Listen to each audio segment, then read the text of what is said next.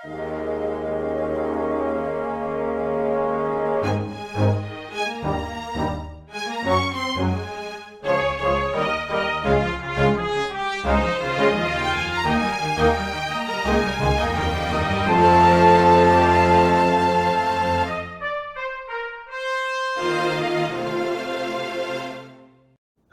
and welcome one and all to the July 29th, 2020 episode of Weekly Manga Recap, where we don't have any manga to recap, Chris.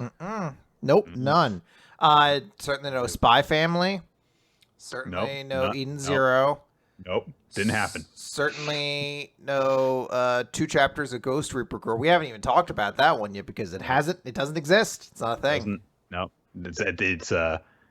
it's like, Chris, if you exist on a single plane of existence. If things don't fall within that plane, then they don't exist. So that's how my upbringing has generally led me to believe things. Yes. Yeah. So if I can't recognize it as reality, that's right. Doesn't exist. Yeah, it's not a matter of us needing to open our eyes or anything like that. It's that they're not real. So. All these people being like, Pluto's a planet. No, it's not. I'm like, Pluto doesn't even exist. You're making up nonsense. The only Pluto is the dog that I've seen with my eyes in the cartoons. That's right. That's a real Pluto. That's one that I've seen, I've heard, I've even tasted. I can't tell you how, but I have. Yeah. Things get crazy down in Florida. Yeah, I do. Yeah. And on the other hand, it's like, you can't even see Pluto with the telescope. Bullshit. And anyway, I've never seen the horizon, Chris. That's right. We're gonna join however many hundreds of conspiracy podcasts there are out in the fucking world. You know what I've always said, Nick? My favorite musician is B.O.B. and my favorite wrestler is AJ Styles. And what do those two guys have in common? Charisma. The Earth is flat. No, Chris. They don't think the Earth is flat. They just think that there's some interesting ideas, okay? So don't mischaracterize me just because I talk incessantly about it and in a way that sounds very positive and like I'm willing to buy into it. Like I'm kind of just looking for a reason to jump full in on it. It is kind of funny that basically... in trying to defend himself, the guy basically admitted that he goes around the locker room trying to find other people who believe the same things he does, and he fails at it constantly. Don't you think there's some interesting ideas? No, go away. Get out of here. Oh, wait, damn it. You're like one of the best wrestlers in the world. I can't tell you to go away. David, without you, our superstar power is cut in half. Oh, especially in this day and age. Yeah. Well, guys, because we don't have a lot of our regular manga to talk about, there were, a few options for things we could do to just kind of fill the time this week, and we decided, you know what, let's do a Q&A episode. There's still quite a few questions that you guys have kindly sent in for us, curious to get our opinions on, or to see what kind of crazy, weird answers we can come up with, and so we still have several of those to work through. If you're just listening to this now and you hadn't realized that we occasionally do answer questions on Weekly Manga Recap on special occasions, keep in mind that you can always check out our Discord server, where you can go on there and go on the Google Doc and ask questions there, or you can also email them to us, weeklymangarecap@yahoo.com. And so let's go through our backlog of questions. So you're going to be reading from the emails, and I'll be pulling from the spreadsheet then. So will be a balance between the two of them. Right on. Okay, who should start? I'll start. I have one right here. This is from Bass Forever, who says, with so many anime and manga series getting sequels or sequels years later, like Dragon Ball, Negima, and Rurouni Kenshin, along with sub-series getting instant sequels like Naruto, what classic popular manga would you most like to see get a sequel or continuation? And would you want the original creator to come back writing it like in Kenshin or Negima, or acting as more of an idea person like in Dragon Ball and Naruto? Classic series. I feel as though, and I'm being 100% honest here. I always feel that you could probably do more Sailor Moon stuff. Like Mm. I mean, it's basically a shoujo Sentai series, and those are very easy to mine for new stuff. You could just do, something along the lines of like, what Madoka did, and just be like, hey, here are some other magical girls that were around at the same time, that kind of thing. It doesn't have to be all the same characters. You could have it be very similar to how every season of Super Sentai reboots and just has a new cast with a new gimmick and stuff. You could easily do that with a new team of Sailor Senshi. Um, Yeah. Beyond that, uh, there's also always room for more Dragon Ball. It seems like, Uh, but that exists anyway. yeah. So I would be, and I don't mean this with irony, I would be kind of interested to see a Bleach sequel because I feel like there's a lot in that universe you could still explore. When you think about it, Bleach ran for what, like 12 years, 13 years, something like that, 15 and years, I think. 15, and never really explored any like kind of group or anything beyond Soul Reapers, Hollows, and Quincy. I mean, there was, I guess, Fullbringers for a little bit, but it feels like there's still a lot of room for that. Uh, but and I think like a sequel series could be interesting, but I do feel like you couldn't do a Bleach sequel series without Kubo. I feel like he's more intrinsically necessary for Bleach in my mind than necessarily like Toriyama is for Dragon Ball or Kishimoto is for Naruto. Because I feel like if you just got like a competent writer to write Bleach, it just wouldn't be the same thing. Like I needed to be as off the walls bonkers and an excuse to just draw as many characters on as possible.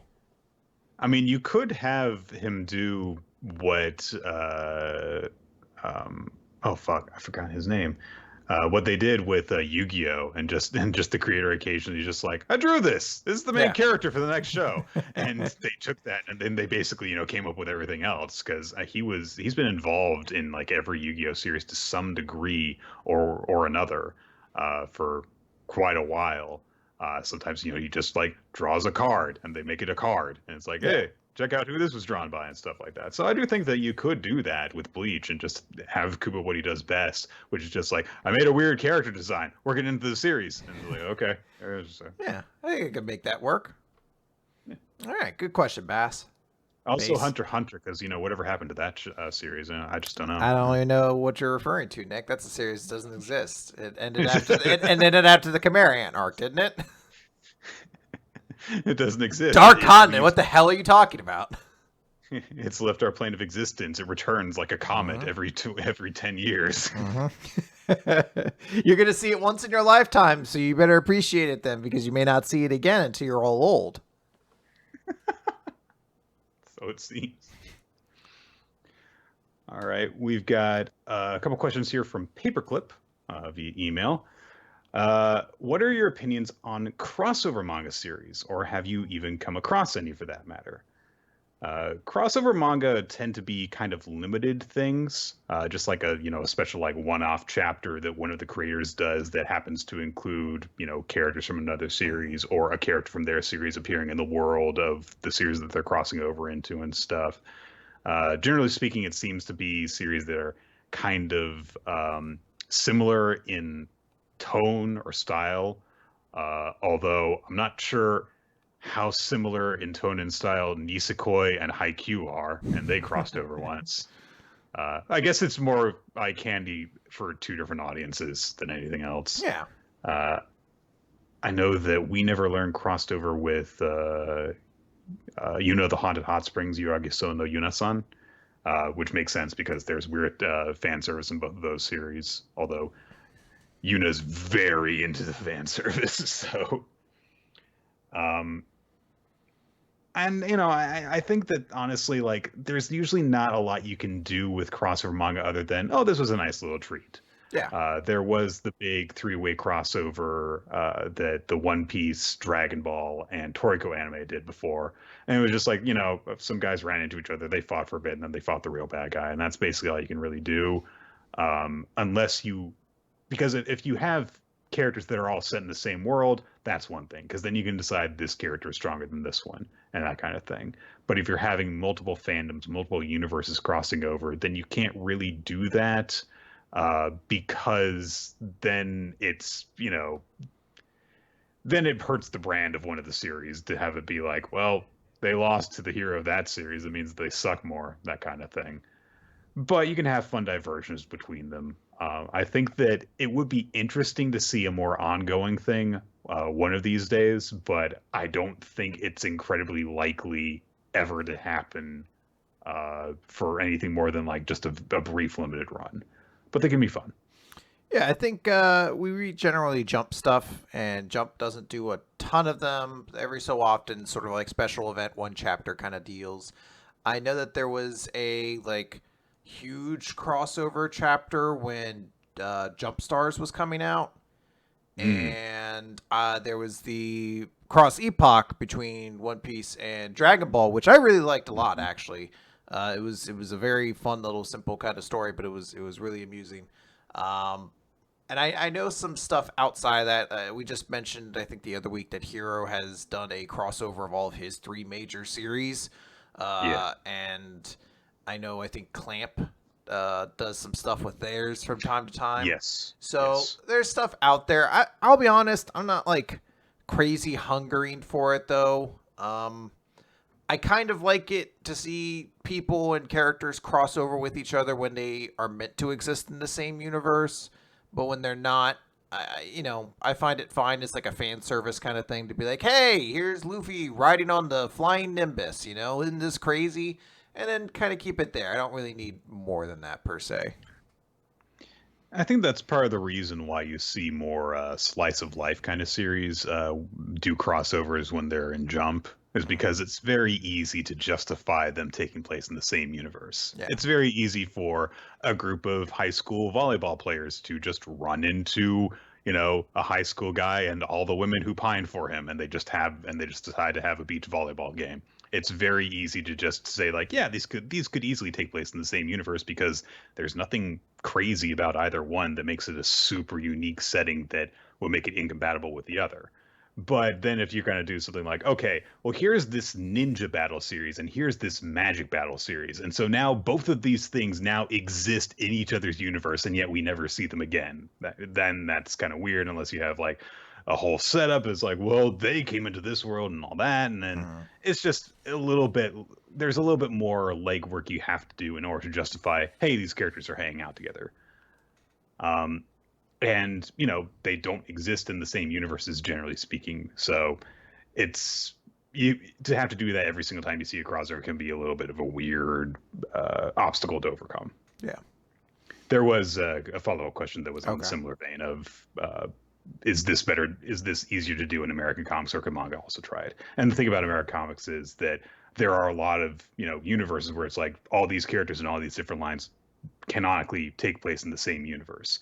And sometimes in those cases, they don't line up too well because there are different types of stories being told with different power levels and stuff. Yeah. No, it has a thing. And Marvel Comics and DC Comics, so much of their stuff exists in the same universe, even if they're very odd things. It's not that crazy. But like Hulk in space? So doing a crossover or something like that, Hulk's suddenly a Guardian of the Galaxy for a little bit, like... It may not be good, but you could much more easily kind of accept that, and that's just the way comics seem to run, at least from my opinion. I shouldn't speak as though I have much authority on this. I haven't read a comic in a very, very long time, but I assume it's significantly easier when your characters are all birthed in the same, like, literally the same New York a lot of the time, so... Yeah. And as people in the chat are bringing up, it's like, why are the X-Men discriminated against because they're mutants in the Marvel Universe when there are all sorts of other weird people? Yeah. So. All right. Got a question here from PK Kingdom. Actually, a couple. Says, one, how comfortable are you guys with gay series? Is it okay as long as it's not porn? And would you be interested in doing a theme month or week for Pride Month? And I believe I can speak for Nick and myself here when I say ew, gross. Not a fan. No, obviously, yeah. No, we're completely okay with that. It's something I don't think either of us have any umbrage with. And even the idea of is it okay as long as it's not porn? I don't really know if that needs to even be a qualifier in there. I would say Akisora has been very clearly kind of defined as the level we don't go past. So I don't care what the orientations of anyone involved are necessarily. Just No don't be kids. Akisora. Yeah, like really, we've gone there. Well, it's this beautiful love story between a 25-year-old man and this 8-year-old. Okay, stop, Yeah. stop. It's not that they're gay. It's not that they're gay. That's not the problem.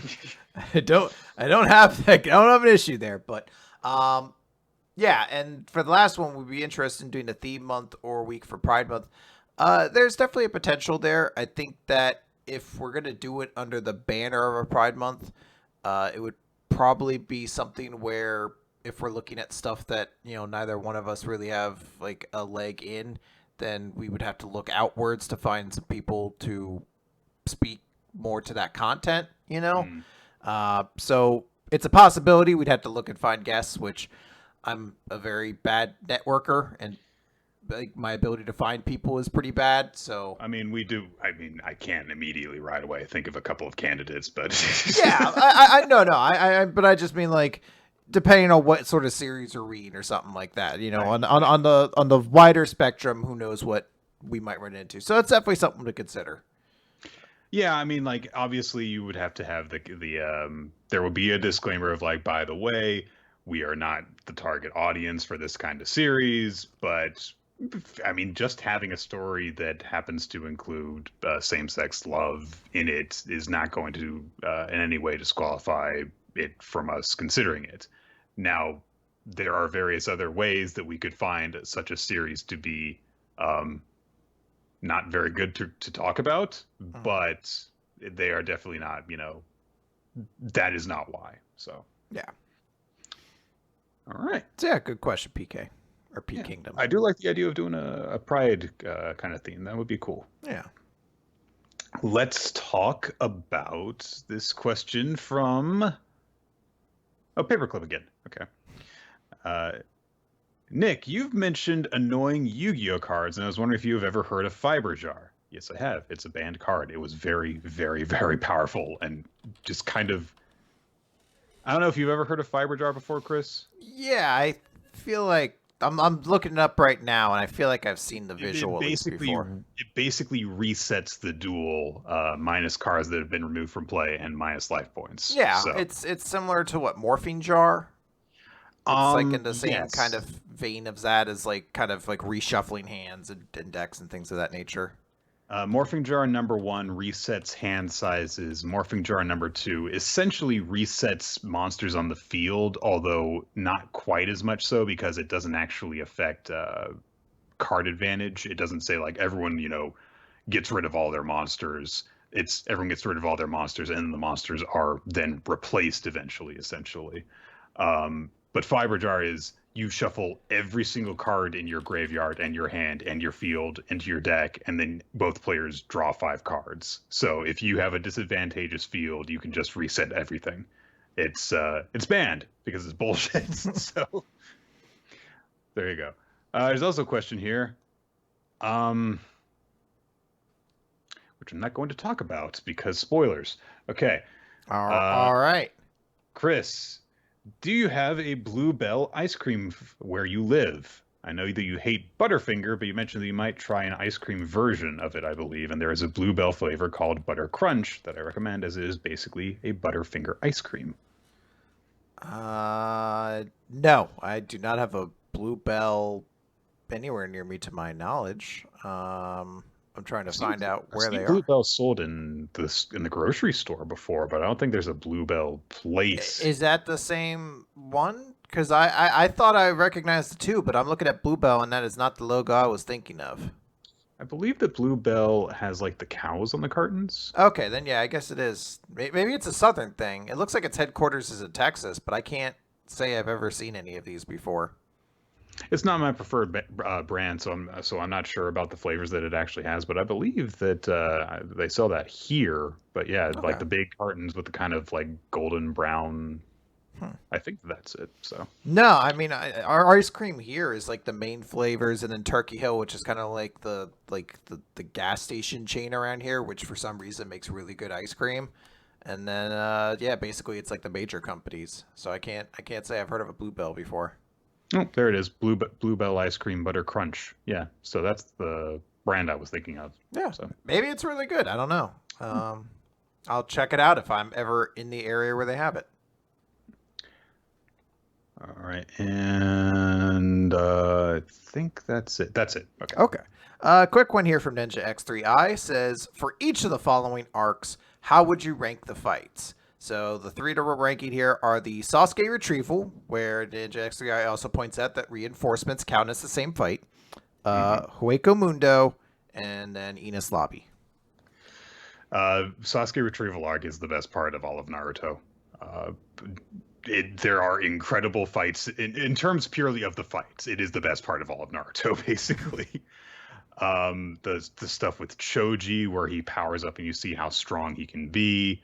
Neji being a good guy for basically the first time and having to use strategy against the spider guy Kimimaro. I forget what their names are because some of them have similar names. The bone guy with his fight against Lee and Gaara. Kiba and Nakamaru turning into basically a two-headed Cerberus. And of course, Naruto and versus Sasuke. There are just so many excellent fights in that. It is definitely like some of my favorite fight scenes in Naruto, one after another, after another, after another. So. And then where would you rank Hueco Mundo versus Ines Lobby? Enies Lobby would probably go. Oh wait, hold on. I'm starting to wonder. Oh, should we rank all the fights? No, I think what he's asking for is to rank the fights inside of the arcs. Oh, okay. Okay. Choji's fight is the best in the Sasuke retrieval arc, partially because it's so unexpected, because that's the first time that Choji did anything remotely impressive. Shikamaru's fight, I want to say it's actually probably the worst among them, and that's a low floor to set. That's the one he has with Tayuya, where she, has like her flute playing stuff, and she summons like monsters that she controls by playing the flute. And there's a couple of fun things that happen in it, like Shikamaru uses a flash bang to extend the shadows so they can take control of them. But it's a weird thing because like there's a constant theme in those fights of the demon seal being released or the curse seal being released, so they get a power up, and hers is just kind of like, I'm gonna use it now. it's kind of like not really justified at all. It does have the satisfying conclusion with Tamari showing up and just crashing the entire forest down on top of her, though. That was fun. I think that probably Kiba and eventually Kankuro versus Sakan and Ukon goes above that. Then Neji versus Spider Guy. Then Naruto and Sasuke, and then Choji is at the top. Okay. I forgot about Gaara and Lee against Bone Guy. He's probably below Naruto and Sasuke. Okay. So third. I'll do Ines Lobby then, real enough. quick. I would say Chopper versus Kumadori is probably the bottom one because it's not really a fight in the same way. Chopper gets beat on for a bit, eats a third rumble ball, turns huge and crushes him. So it's a very cool cinematic thing, but in the way you analyze a fight in the same way you do all the others, it doesn't really have like a back and forth. It's a stomping, and then the other one becomes a super monster. I didn't even remember that he had actually been fighting someone when he did that. So yeah. After that, this is I think I'm gonna pick Khalifa versus Nami after that. I want to note there's a huge gap there between Chopper and this one because Nami's fight isn't bad, but I really, really like Frankie's fight with Fukuro, which I'd probably rank like right above it. It's very strange because there isn't anything actually like that crazy. Like it's kind of us seeing more Frankie's like fighting style and everything like that. But I love how visually it uses the environment of Venus Lobby. How so much of that fight takes place basically in an aerial battle. So I'm gonna put that above Nami's fight. But Nami's fight was really good too for the most part. Then probably Zoro's fight against Kaku. Because that one was really good, but I'm still somewhat of the mindset that I thought the Azura power or whatever is kind of a weird ending to that fight that doesn't make a ton of sense to me still. But that was a really good fight to that point. Then Jayabura versus Sanji, and then you has to top it off with Lucci versus Luffy. That was Absolutely. That's like the top one in that arc.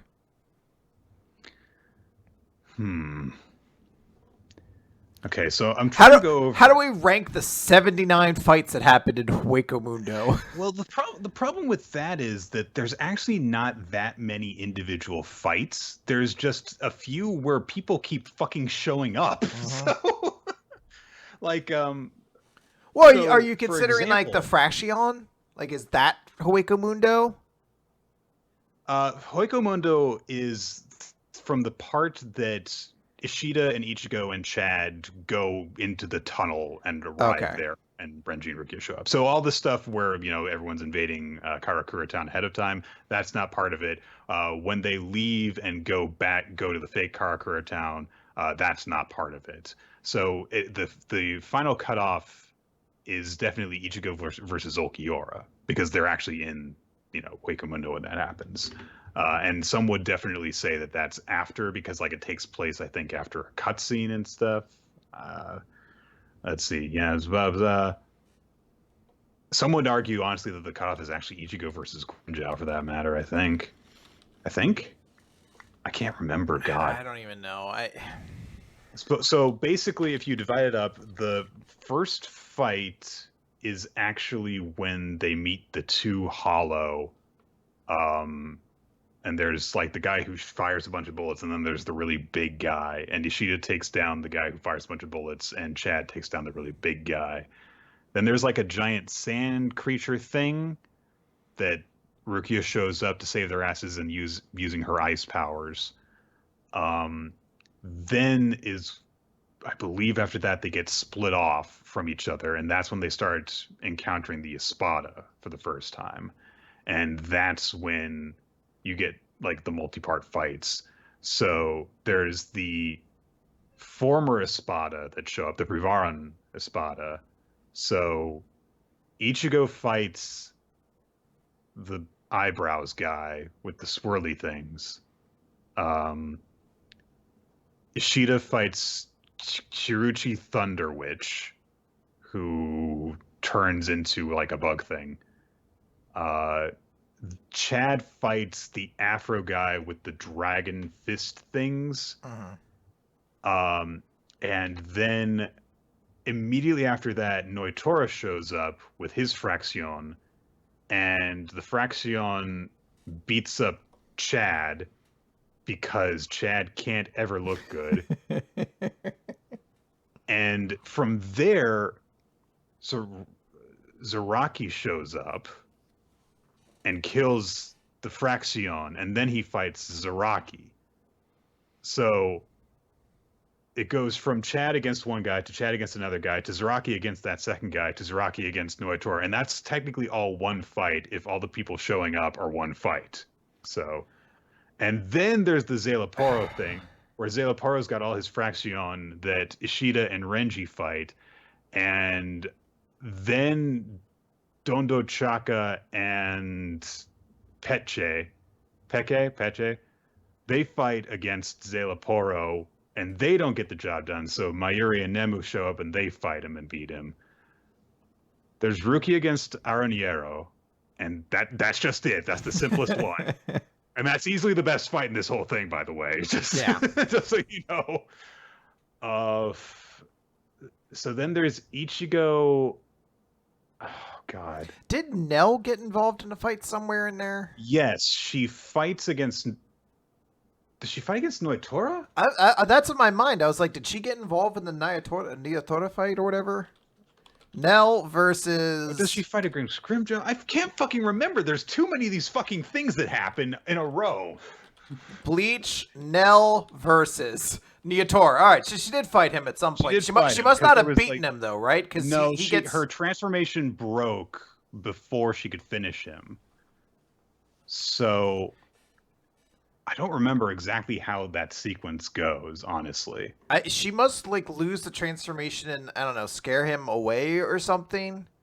Like, doesn't she come in to protect Chad or something like I that? think she was protecting Ichigo. Maybe she was, but like, because Kenpachi kills Neotor. He does like the I'll use two hands and he beats him thing, Yes. and like he couldn't like if Chad got saved by Kenpachi like never like broke that fight up to my knowledge. So Okay, here we go.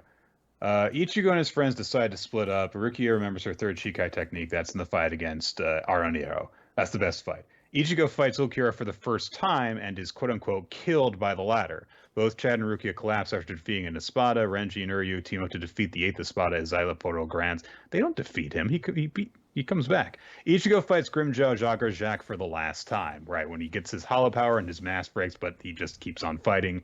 Noitora dispatches Grimmjow and fights the exhausted Ichigo. Hey, remember when it looked like Grimmjow was dead, but he actually wasn't, and everyone kind of suspected he wasn't, and then he just kind of showed back up for the final arc, and then he didn't do anything? That was great. didn't So, he helps Urahara beat Urahara. what's his Asuka Lavar, doesn't he? He, like, rips his heart out. Yeah, So. it's stupid and awful. Yeah. Four of Soul Society's captains assist Ichigo and his friends, those being Mayuri, Zaraki, Byakuya, and Unohana. And of course, Unohana doesn't actually fight anyone because we're not meant to know that she's super strong, but just yet. Byakuya shows up and beats Zomari. I can't remember. I think Zomari might have come across Rukia. I think. Probably that would seem like an easy way for it to happen. Invasion of Karakura Town begins. After defeating Rudeborn Shalut, Rukia, Chad, and Renji deal with an enraged Yami. Right, so that's another fight, but it happens almost entirely off screen, so that's the worst one. Well, so I guess like this is the important question. What are we even considering Hueco Mundo? Is it every fight that took place physically in Hueco Mundo, or is it everything that happened until the fake Karakura Town arc started? Ichigo is sent to Karakura Town as Kenpachi and Byakuya fight Yami. Yami is left to die as the battle with Aizen ends. God. Ichigo kills Ulquiorra in their final fight due to his new hollow form. It's the heart. Yeah, I'm sorry, but I'm gonna need to call. I'm not sure which of these qualify. So how about we rank them like this: Rukia versus Arniero at the top. That's a good one. And then others are below it. And then Yami versus everyone at the bottom because you didn't see any of it. Yeah. I would also it's easier to keep track of at the very beginning because it's much simpler. One person fights another person, and then person A wins or person B wins. And that's basically it. And after that point, it gets to like, because Ichigo nearly gets killed by Ulquiorra, but Grimmjow stops him because he uses the punishment prison thing in order to send him away for a little bit, and then he tells Orihime to heal Ichigo, but then they start fighting immediately after. So does that all one fight or what? And yeah, then I think that what happens is Noitora. Okay, I remember now. So Noitora showed up with Chad, but then they just like wrecked him. And then after they had wrecked Chad, then Noitora shows up after the fight with Grimmjow, after Ichigo had beaten him, and he seemingly kills Grimmjow. He looks like he's going to kill Ichigo and Orihime. That's when Nell shows up, but then they stop Nell's transformation breaks, so it looks like he's going to kill him then, and then the captains show up and Zaraki fights him and eventually beats him. God, this series is weird. Also, there's the Exekias that are going around and mopping up all the people that have been killed, and Rukia fights the head one because he's got a tree release, and she just freezes the tree with her ice powers. Just so much stuff happens in this arc. It's like like inconsequential when it happens. Anyway, All right. that's Good. the best I can answer it. Yeah. So. Good question, Ninja. All right. I believe that this is Satellite of Love asking this question. I might be misremembering your real name, and if I am, I do apologize. Okay, Dear Nick of Gear 2 and Rolo Gear 3. Yeah. What are your favorite finishers in One Piece? I'm personally fond of Luffy's final jet gatling against Lucci. There you go. I sometimes rewatch to get pumped up for exercising. Also, what is a gum technique you'd like to see Luffy inventively finish a big bad with? I'm surprised that Oda hasn't done anything Gum Rocket yet. I believe Gum Rocket is the one where he slingshots himself forward. Yeah. So jet gatling is the best. I think all of Luffy's gatlings are great. Storm is basically gatling, but just in the air, which is what he used to beat Crocodile, and that's another really great one. It's just visually very satisfying to see this bad guy who you've hated for so long just get punched to oblivion eventually. It always seems to be a priority to whenever Luffy gets an overall upgrade to have an upgraded form of that technique. Yeah, exactly. I would say I would like to see. Oh God, is it Gum Axe or Stomp? The one he beat Arlong with. Where he just does like an axe kick kind of thing. Yeah, I can't remember if it's Stamp or if it's Axe. But I think like a jet version of that would be kind of cool to see someone get beat. May not get beaten by. I guess it would just be a very visually cool thing, and it's probably happened at some point. Just hasn't been like given the same flavor as a lot of his other ones. It's also interesting that, you know, for a guy who can stretch himself out and stuff like that, Luffy's always going for the strikes. I don't think he's ever gone for any sort of like grappling thing where he like kind of wraps someone up with his arms or anything like that.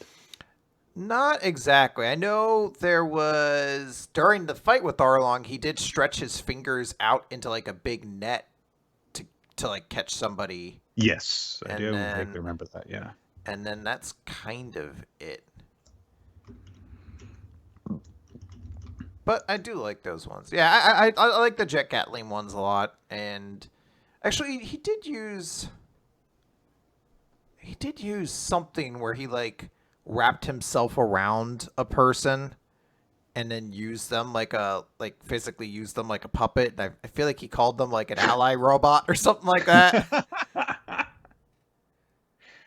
Well, the only other one that I can really think of beyond those is Bell, where he launches his head. Does the headbutt, yeah. So. Yeah, I think, I mean, there's a lot of them. I've come to really like Elephant Gun as well. Bazooka, actually, that's one I would like to see again. A really cool Gum Bazooka again, where he does both hands, like palm forward, kind of like a Kamehameha pose. Okay. I'd like to see another one of those in like a big way again. Okay. All right. All right. Got another question from Peak Kingdom, who says, "Do you guys have a bad/weird series that you've read that the other hasn't that has not been covered yet?" I do occasionally bring up Rough, which is a swimming series I read in one day, which was very frustrating for me to read it. But I kind of got all of my talking done about it when we covered, I think it was a Cross Game? What was it? I always get the name of the series confused with others because there are a number of series that are similar to it. The baseball slice of life / romance / drama thing about baseball, and the love interest dies early in the series thing. So. But it's the same author, Mitsuru Adachi, wrote both series, and I was so when we covered that, I just complained about his writing style and how he seems to always end his series in the same way. Yeah, so there was that. Yeah. I've had a couple of oddities. I mentioned last September after Kadama no Jigen being like, we're gonna do Codebreaker, because that was a series I've probably mentioned being bad a couple times. But I didn't read all of it. I remember reading maybe 3 or 4 volumes worth of just being like, this sucked, and dropping it and being like, you know what, that might be something fun to go back to. As for weird ones, though, I have like a couple. I've been trying to, for maybe like 7 or 8 years now, tried to put together like a top 10 list of weirdest manga. And I think I need to just retire that idea because it's such a subjective thing. And you're always discovering new ones anyway. So. Yeah, or the stuff that I found doesn't even sound that weird. I just remember one of the ones I always had prepared to talk about on the list was a manga called Cubism Love, which was a romantic series about like I believe it's like a girl who falls in love with a brain in a box. And I was like, that's weird. But now that I say it, it's not that weird in the grand scheme of things compared to everything we read about like all the time. So I don't know. I guess that's sort of a weird one out there. I've never heard anything else about it. There was also a runway battle manga at one point. I can't remember the name of it though. But there was like a runway battle manga I was also going to bring up at one point. So yeah, I guess there's some odd ones there. In terms of odd ones, I don't believe Chris has ever read Frankenfran. I've seen enough of it. Back in the days where I used to follow TV tropes, it used to get brought up a lot on there. By the way, TV tropes is garbage now. What happened to it, Nick? Maybe was it always garbage and it was just our perception? I think that's part of it, and I think also it's kind of been a thing where like it hasn't changed with the times, sort of thing. Especially because of their weird stance on like whenever net's made, don't do anything to it. So it's a lot of takes that from 10 years ago that have never been updated and are just left there and stuff. Yeah. But anyway, Frankenfran is one that, you haven't read that I have read all of, and it was a series that definitely freaked me the fuck out when I first read it, and after a few years I was kind of like, this isn't so bad, and so I've ended up reading the whole thing. In terms of bad series, To Love Ru is probably near the top of my list of series that I'm going to pick for Sadistic September, since I've already been through it. The main problem with it is that it's just kind of like, once you've read one chapter, you've read them all, so... Yeah. I don't know if I'll ever be able to actually. So, Chris, how much of this series did you read? Because you can like just name something that happens. And I'm like, that could have been chapter 1 or chapter 100. The one where he grabs the girl's boobs, like damn it! That's 88% of the chapters of this series. Well, hold on, Chris. What color was her hair? Magenta. Shit, damn it! There's 3 girls with that hair color for some reason. There's like 4 or 5 girls that are all from the same family who have the same hair color because they're aliens that also have devil tails that are all, used as, just like sex objects of various ages and body types. It's such a transparent series. It's so ridiculous. But that's what makes it great. Yeah. And I honestly, I might just have us read that if we're stuck reading Ayakashi Triangle in a year or so. It's like, well, Chris, you've got to prepare yourself. Got to double up on it now. Thank you for the question, P Kingdom. Yeah. All right, we'll move on to a question from Jonah Bacon Lefkowitz. There we go. Hello, Nick, the great and powerful, and Chris, pay no attention to the man in the Mr. Gray Tideas hat. Yeah. Everyone's favorite character from Weekly Manga Recap. I have a few questions. Number 1, I know Food Wars is meant to be an over-the-top manga, but as a professional cook, the idea that someone cutting a cooked steak with a chainsaw to make it more tender and taste better is so dumb and impossible that I honestly lost it despite myself knowing how silly the manga is meant to be. What is one thing you find hard to suspend your disbelief on, no matter the situation? Actage. Yeah, there you go.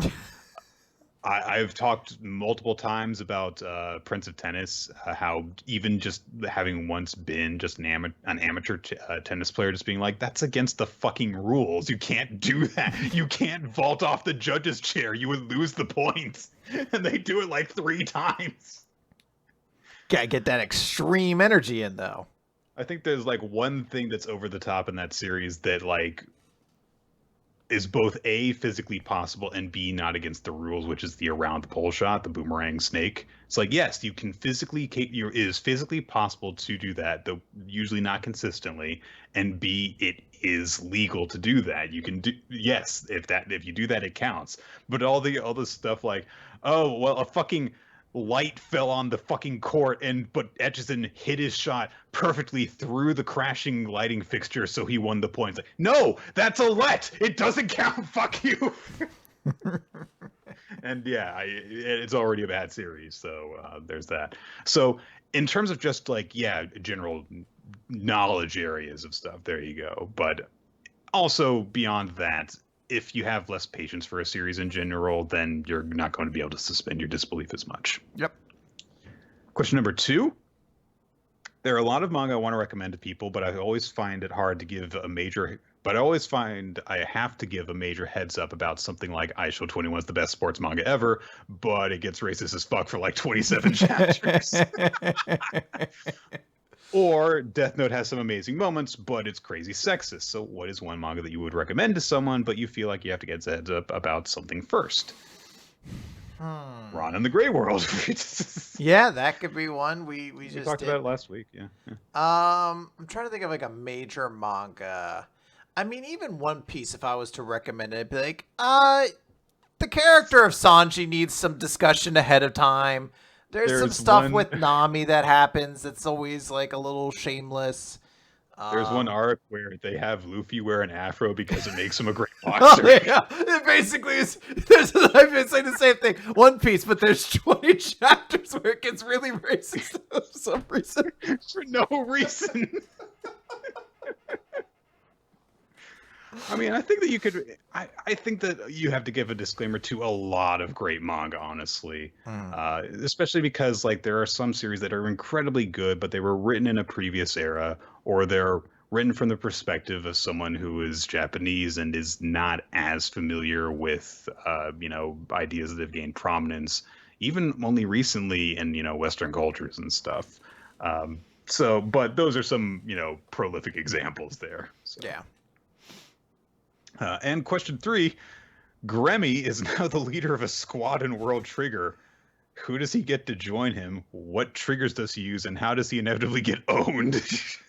Gremmy was the imagination character who couldn't imagine anything. So his 3 people, I assume, you ever like when you go into a WWE game and you go right to create a wrestler and you don't edit anything, you just hit A, so it's just a bald white guy with like plain black trunks or something like that, and he has 3 of them, and they're all the same height and weight, facial structure, and they all have swords. They're all attackers because the best defense is a good offense in his mind. Best offense is good offense. I feel as though he would go for like all gunners actually, because he would be like, with this many gunners, I can have so many bullet formations, and then they're like always just like very easily defined geometric shapes that the patterns of bullets take. So it's like, behold the figure eights. And it's like, well, I'll just step over here then. Or it's a level of he's like, with all these guns at my disposal, the shooting techniques that I'll have will be unstoppable. All an assault every time! Everyone fire! Everyone fire! Hail of gunfire! So it's always just all guns out blazing. And then eventually he's just like, oh man, that guy is super strong. I'll just imagine myself being as strong as them. And then he immediately has to bail out and explains afterwards, like, well, I could imagine how strong you were. I just couldn't imagine how your body would contain all the Tryon. Oh, dear. Although, I guess Gremmy would actually make for a great agent in one respect, which was that he already would just need to have an artificial body. So, yeah, it works out that way. Pretty good for them. Yeah, that's a good one. Okay. All right, next question then we have here is from Jelly Elfson. Are you watching the new Digimon series? Not yet, but okay. I am going to start. So I watched the start of it. I was on Jeff's podcast, Poddigis, where we talked about the 3rd episode of the series. So I've watched the first 3 episodes, And if you wanted to hear my thoughts on the Digimon series, I would be a bad friend if I said them here and didn't direct you to go check out Jeff's episode Pod Digis. So go check that out there. As for am I still watching the series, I actually talk about that in the episode, where the answer is most likely not, unless I'm on the podcast again, just because I don't generally watch a lot of anime. I actually do watch more anime these days, but it's Digimon has not been included in my weekly watches. So that's something that I'm actually probably going to end up doing like independently, because usually these days I watch anime with Nicole. We do it like as a weekly ritual, one night of each week, and that hasn't been part of our rotation just yet. So yeah, I will just note that there's a lot of interesting fun to be had with the new Digimon series. So, all right, this next one comes from Pheasant Tail. Dear Windows Mixed Reality, World Mission Radio, Willard Mitt Romney, various railroad companies, and anything else with the initials WMR. Yes, Mitt Romney's first name is Willard. I don't blame him for dropping it.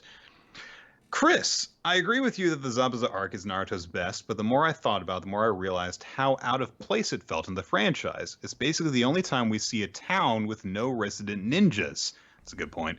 The conflict isn't about rogue ninja organizations or immortality-seeking mad scientists or even major geopolitical friction. It's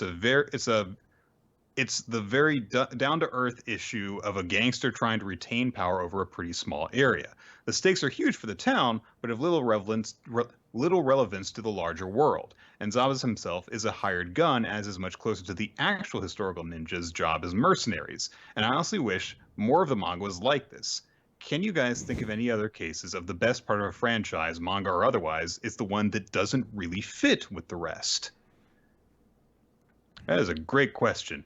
Unfortunately, the answer is a lot of bad series.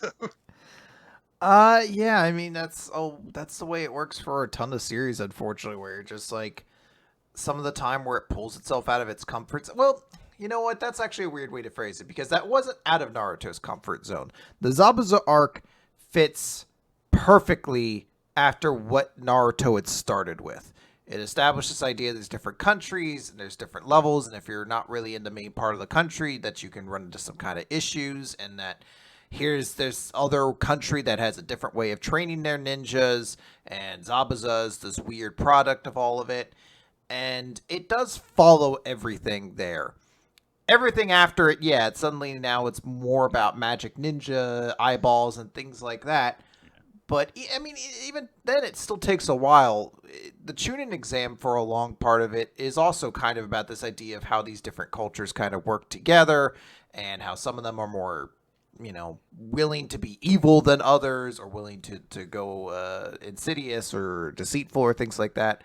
So, in my mind, I feel like you could make an argument of a lot of things. Like, I could be like, the Karakura Town saga in Bleach was the best, but it doesn't fit. It's not about like magic sword powers or anything like that. And it's like, I guess that's just what some series become, though, Mm-hmm. Like, I would say like the Regal Mammoth arc is probably one of the best Toriko arcs, because it was all about like the big challenge of conquering this beast and fighting other people to win against it, to earn this prize. And then later on, it's like, I don't know, you just punch things and eventually you get its food. We've got bigger things to talk about right now, Yeah, it's one of those things where it's just something that happens in shonen, where the powers levels have been raised, power creep has happened, and the stakes have been raised. And so, yes, those things would be out of place later on in the story, but they're not out of place at the place where they occur in the story. So, an answer I can think of that I think fits this in a way is when a character in a series is good precisely because they defy the issues that the main character presents the series with. So, for example, like in Air Gear, there are a couple of good characters. I've honestly forgotten the name of the guy who becomes like the flame gear guy. Like he's the guy on Kazu. Iki's team. I think so. Yes. And he's like, fast like a jet. he's one of the most admirable characters in the series precisely because, like, oh, he grows and he's not entirely defined by being an asshole who looks at porn and fucks over his teammates because he was too busy looking at porn, that kind of thing.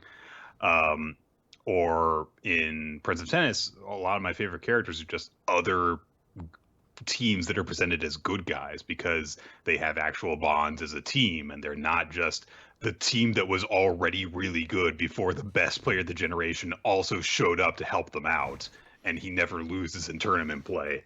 It's there are teams of underdogs that are there, and you briefly see snippets of their journeys and where they come up short and how they take steps forward in order to progress further and stuff.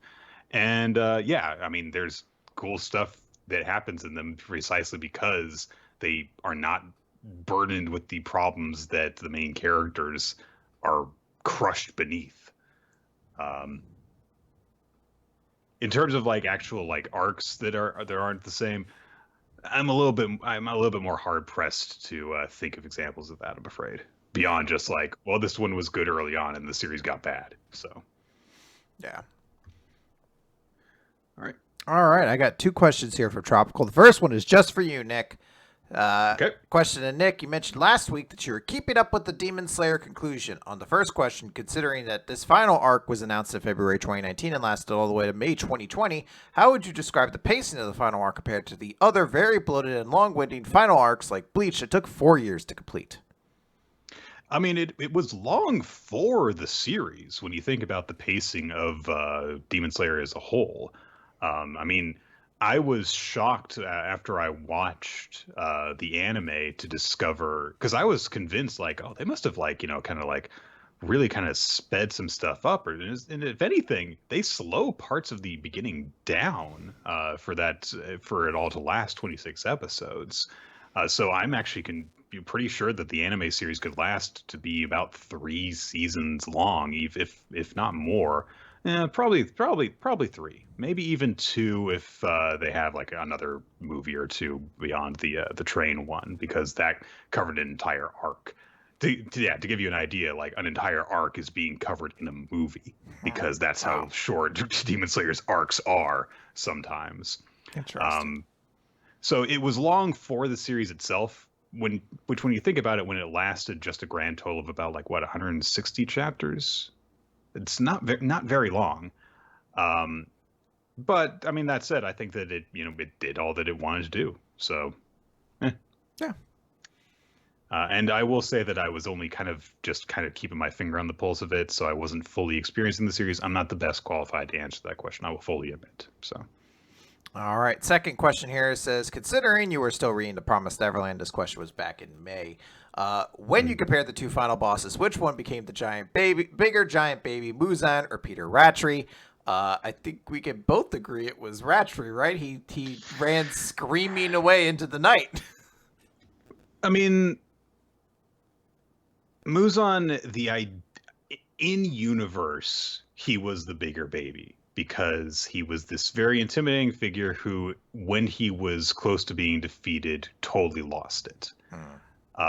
But that narratively is much more satisfying than a guy who shows up, acts like he's in charge, even though you have no reason to believe he's in charge other than hearsay, and then all of a sudden he just fucking loses it right away. So his entire existence basically can be summed up as he's an emotional wacko who just, as soon as something goes wrong, he'll immediately be like, I'm going to torture this kid. Oh, fuck you. He's just got no chill whatsoever. No. Whereas, I mean, Muzan lost his composure when everything was going wrong for him after he'd been in power for so long, but you actually saw him being in power for so long, where you were just kind of told that Ratri was in power. So it was a much bigger issue for Ratri as a character. In terms of like which of them is the bigger baby, I guess Muzan in a way, because he was acting pretty pathetic at the end there. Yeah. All right. Those are the questions then from Tropical. All right, then this is from Jack Lebrano. Dear Y, ruler of the mustaches, and Rolo, the host of the show. There we go. Okay. Been a while, so here's some questions. First, Nick, have you seen Spider-Verse? If so, I'm going to assume you liked it like 98.9% of all people who have seen it. I mean, I liked it. I didn't love it. I'll say that much. If not, being the Spider-Man fan that you are you interested in the idea of Mayday Parker possibly being added to the Spider-Verse sequel? I would love for that to happen. I am, yes, a big Spider-Girl fan, which I think you might have meant to say, but yes, I love Spider-Girl. I've got the entire first run of her series still in a little crate in my closet over there right now. They have, of course, done some stuff in the comics before where she has crossed over. There was I forget what it was. It wasn't Webverse or something like that? It was basically like the comic arc that Into the Spider-Verse is based on. I forget what it's called, but like every Spider-Man who's ever existed ends up getting drawn into it essentially. Yeah. And a version of her was involved in that. In addition to, I think, just Mayday Parker from her comics. And of course, also there was a small arc in her run where she gets sent back in time and she meets her dad and stuff. And I think that could be interesting, having May meet up with a version of Peter Parker who is shocked to find that in a future time, in a possible future, he's got this daughter. Mary Jane was involved in the first Spider-Verse film. It would be interesting to see her interact with her, and it would just be a nice excuse to have some cool character interactions happen, because beyond Gwen and Peter and Miles, all the other Spider people that show up are just like, and I'm here too. I'm Japanese schoolgirl Spider person. I'm Spider Ham. I'm here to make one-liners, and then I'm Nick Cage, and I'm here to be a Spider-Man. And that's kind of what they were. They were not very deep characters beyond just they're a spider person. That's not a criticism. They were introduced very late in the movie. But it would be cool to see more, fleshed out characters be among the spider people that are heavily involved in another movie. Yeah, absolutely. This question is for Chris. Although the game story was supposedly a larger mess than the entirety of the franchise put together, do you still think Kingdom Hearts as a game is still worth buying even after all this time? So I'm sorry, what was the first part of it? Although the game's story was supposedly a larger mess than the entirety of the franchise put together, do you still think Kingdom Hearts as a game is still worth buying even after all this time? The original was 100%. So it's actually kind of weird to say that, because actually maybe not, because the first Kingdom Hearts game, I've been told from a lot of people, does not play particularly well. It's clunky. Yeah, it doesn't have it, which is weird, because I it's just nostalgia in my mind. I could still play it today and be like, this is fantastic. I love it.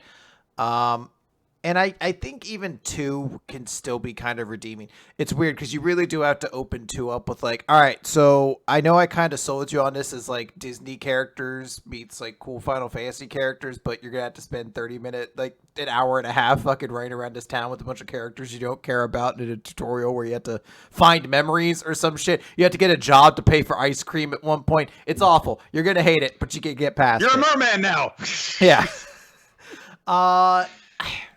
I don't know, man. Kingdom Hearts 3 sucked. Kingdom Hearts 3 fucking blew chunks, man. I beat that game. I 100% completed it, and I have put that game in my rearview mirror. There may be a Kingdom Hearts 4. There definitely is. They ended it on a bunch of teases for stuff. But I have zero interest in the Kingdom Hearts 4 at this point. Next time, this character becomes dark. Basically, even Xehanort at the end, they kind of redeem him, and I was just I don't. So they could be but there's a more evil person out there, an organization. I'm I don't care about Super Zigbar or whatever the fuck this dude is. I don't care about these things, and the worlds they put sucked, dude. The fucking Frozen world was dope for one reason. It's because instead of teaming up with Elsa or Anna or any of those, your partner in that world is the fucking snowman monster that Elsa makes. to guard her Oh, castle, Snowball? Marshmallow or whatever I think his name was. It's Yeah. fucking dope. That was the best surprise in that game. That's cool. And you But start that off with an ice golem. yeah, but the world sucks. The world is just running up a snow-covered mountain. Basically, you don't actually get to visit like. That kind of was the only map in the Frozen movies. But you don't get to go in her castle. The Frozen castle seems like an easy place to do some stuff, but you don't do anything there. There's a Big Hero 6 world that's basically just a big map of a city that you jump around in and stuff like that. It's not great, unfortunately. I mean, Big Hero 6 is not great in general, but okay. Yeah. Well, actually, the Big Hero 6 world, I will say, that world works well, if only because it basically removes any need for a Big Hero 6 sequel, because it is essentially a sequel to Big Hero 6, and it's pretty good in that way. But no, it's just not a great game. It has some strong moments, but I don't know if someone's completely new to Kingdom Hearts. I don't know if I could tell you to get into it, because the big payoff to everything that 1, 2, and the 16 fucking side games that are in between 2 and 3. I'm looking at the release timeline right now, and yeah, so there's Kingdom Hearts in 2002, Kingdom Hearts Chain of Memories in 2004, Kingdom Hearts 2 in 2005, and then like Chain of Memories coded 358/2 days Birth by Sleep recoded Dream Distance 1.5 Remix X 2.5 Remix Unchained/Union X 2.8 Final Chapter Prologue. Now, to be fair, 3 of those games, and then 2019 Kingdom Hearts 3. Yeah, 3 of those are just collections of games, and there's a couple like Dream Drop remakes. Yeah, Dream Drop Distance is actually a pretty solid game. Birth by Sleep, I didn't get very far into it, but I've heard that's a pretty fun game. It's just all the payoff to it is leading up to Kingdom Hearts 3, and Kingdom Hearts 3 is not good. The entire conclusion to that is really lame and not fun. So I can't recommend it for that reason. It might be worth it to watch how some of it happens and then maybe follow along that way. But I couldn't in good conscience be like, hey, buy the full Kingdom Hearts collection and play with it that way. And then maybe you'll really dig it, because I don't think you will, to be completely honest. I think that there should be like just a law, not like a legal law, but like a law of like science, like of nature, a natural law that says if there is a game that is a sequel or, part of a series from an existing franchise that is highly anticipated but keeps going into development hell, if it's gone 10 years since the last mainline game that it's supposed to be a sequel to, you should just not make it. And you should, if you want to continue the franchise, you should say, this is a new thing. And because it's fucking cursed to not be good if you eventually release it. Well, it's weird because there's a level of that is absolutely true. There is no way a Half-Life 3 could live up to it. But the Final Fantasy VII remake had been in the works for an exceptionally long time. That might have been something that's like a remake, Chris. But what I mean is like, a lot of the same reasons the Final Fantasy VII remake took so long to get out are a lot of the same reasons Kingdom Hearts 3 took so long to get out. It's a lot of the same creative team and engines that are being worked on it, and things like that. So I don't know, man. I even as I'm saying that, I'm like, I think they just released a new mobile game that's actually pertinent to the story. So I'm like, I guess you have to play that to know everything that's going on. And I can't do it anymore. So no, I would not recommend picking up Kingdom Hearts. Melody of Memory is an upcoming rhythm action game. The 14th installment in the Kingdom Hearts series. That's actually separate. I forgot about that one. There's also one, I think it's a part of Union X, but there's another game called Kingdom Hearts Dark Road that's all about the story of Xehanort. That's meant to like establish more of his backstory. And that also came out this year, yes. Yeah, there's too much, man. I haven't even played like browser game, Chris. More platforms. We need more platforms for Kingdom Hearts to take over. It needs to be on everything. We need one on a Raspberry Pi. Who the fuck makes Raspberry Pi? Anyway, Nice question. Yeah. All right. Question here from Ninja X3I says, "What would each of you say is the single best series in your worst recommendation list, and our single worst series on our best recommendation picks?" Okay, so And when we you think you about have a rule. series, You have a rule against you. You can't pick Fairy Tale for the latter since you know it wasn't chosen for its quality. that's true. Okay, that's fair enough. So I'll need to actually get the spreadsheet to remember what series were best ofs and Sure. worst of. So I have an easy one for mine because I don't remember this. Apparently, I gave my best series of the year once to Shinsuke no Iron Maiden, and I don't remember that series at all. So that can't be it. And I started looking it up, and I was like, this doesn't seem that great. So I don't know what Chris was thinking in 2016. Maybe that one isn't as good as it should be. So maybe I'll say that's maybe the worst one I have in there. Because looking at everything else, I think I could still give a strong recommendation to. Okay, I need to actually pull this sheet up. So you've got an edge on me because you were already looking at it. Yeah, I'll do my best series that's in my worst list, This is the worst. and Yeah. so if I'm being honest, it's probably MO or MXO or M Crosso, whatever you call it. But I'm not giving Infamous Planet the satisfaction of going back on that. So I'm gonna say Geo is unironic is a good bad series and shouldn't be in a bad spot. It is an enjoyably dumb series, yes. Okay, I've almost found it. I just need to actually get the fucking tabs. Best and worst recommendations. Okay, here we go. Among my best are Angel Densetsu, Magi, worst Wolf Guy, best Nanata Kaoru, One Punch Man, Tower of God, worst Usagi Drop, Shitsurakuen. I don't even remember Shitsurakuen. Oh, thank God. I was so worried. I was like, am I a monster because I forgot something? I was like, this is the best recommendation we took all year. And then I'm like, what the hell is this? I do remember Welcome to El Palacio and how disappointed we were with it because it's like, it's a wrestling series. It's like, yeah, but it doesn't seem to understand what it's going for. Is it like a series that breaks kayfabe or is it a series that embraces it? It doesn't seem to go both ways. Spider-Man, the manga, which pissed me the fuck off. Kamikaze Kaito Jean, that was the one shoujo series that we didn't like. Hunter x Hunter is my number 3 worst. That's an early contender.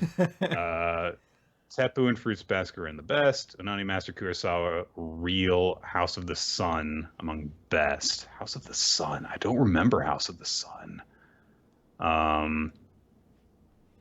So that's probably. Let's see here. Akame ga Kill is in the worst. Certain Scientific Railgun is in the worst. Kurohime is in the worst. Silent Voice, Skill of Lore, Ajin, Kyo Koi wo Hajimemasu, Air Gear, Akisora, Tomo-chan wa Ononoko, School Live, Kengan Ashwa. I don't remember School Live either. Jeez. Isn't that the one where the girls are trying to stay alive in the school? Okay, right. So my mind went to a different kind of series when I read that. So that'd be why I couldn't remember it. Now I do remember. I do remember liking that. Shitsurakuen, Paradise Lost. So transfer student with a sense of justice dreams of becoming a knight, so it learns a virtual reality-like game played by male students, which they use girls as weapons in battle for status and treat them as commodities. I only vaguely remember this. Which one? So, Shitsurakuen. That was one of my worst series in here. I do only vaguely remember that, but that was from early on. Prince of Tennis, Incarnate, Fort of Apocalypse. I do remember Fort of Apocalypse. That was a dumb one. The Dawn, Bastard, Komi-san Can't Communicate, Why Can't I Get a Girlfriend, Strongest Legend Kurosawa, Bloody Monday, Please Don't Bully Me Nagatoro, Bloom Into You, JoJo's Bizarre Adventure Part 6, Kodomo no Jikan, Harem End, Girl Saurus, and Girl Saurus DX. So, let's see here. House of the Sun, what the fuck is that? Shit. Okay, let me go through them just really quickly one more time. I'm going to say that me putting Hunter x Hunter as the number three worst was probably unwarranted. I didn't like it, but there were definitely parts of it that I liked, and that is much more than I can say for a lot of the series on there. And there was nothing in Hunter x Hunter that was really, really bad. It was just kind of like overblown, you know. Mhm. Uh, and I think that, God, in terms of like quality for among the best, I think that Tomo-chan kind of suffers now because now it's ended and the ending wasn't great. Uh, let's see here. Yona, Bastard, Komi, Bloom, Skill, Lord, so. I mean, that would probably be it, actually. Because I'm looking through all the others, and I've just thinking about it, I was like, no, that was good. So I guess that would probably be it, because I can, and that's a little bit of a cop out because I stand by what I said initially, but I named that like the best series of the year, and now I've read more of it since it's because it's ended, and I don't feel as positively about it as I did then. So Yeah. there you go. All right. Good question, Ninja. Yeah. All right. Um. Okay, so the next one is going to be from Thank You Base James. Dear Nick, you think that gun scares me, Holmes? I'm going to say this as whitely as possible. You think that gun scares me, Holmes? I'm from Florida, Chico. You can't kill me. I'm already dead. Freeman. And Chris, your city's name is the A-Town? Well, that A must stand for abhorrent. Suck a D, Allentown. Hilarious. Does sound like something I would say about Allentown. Okay. I turned 30 this week. This is from last year, so happy birthday twice.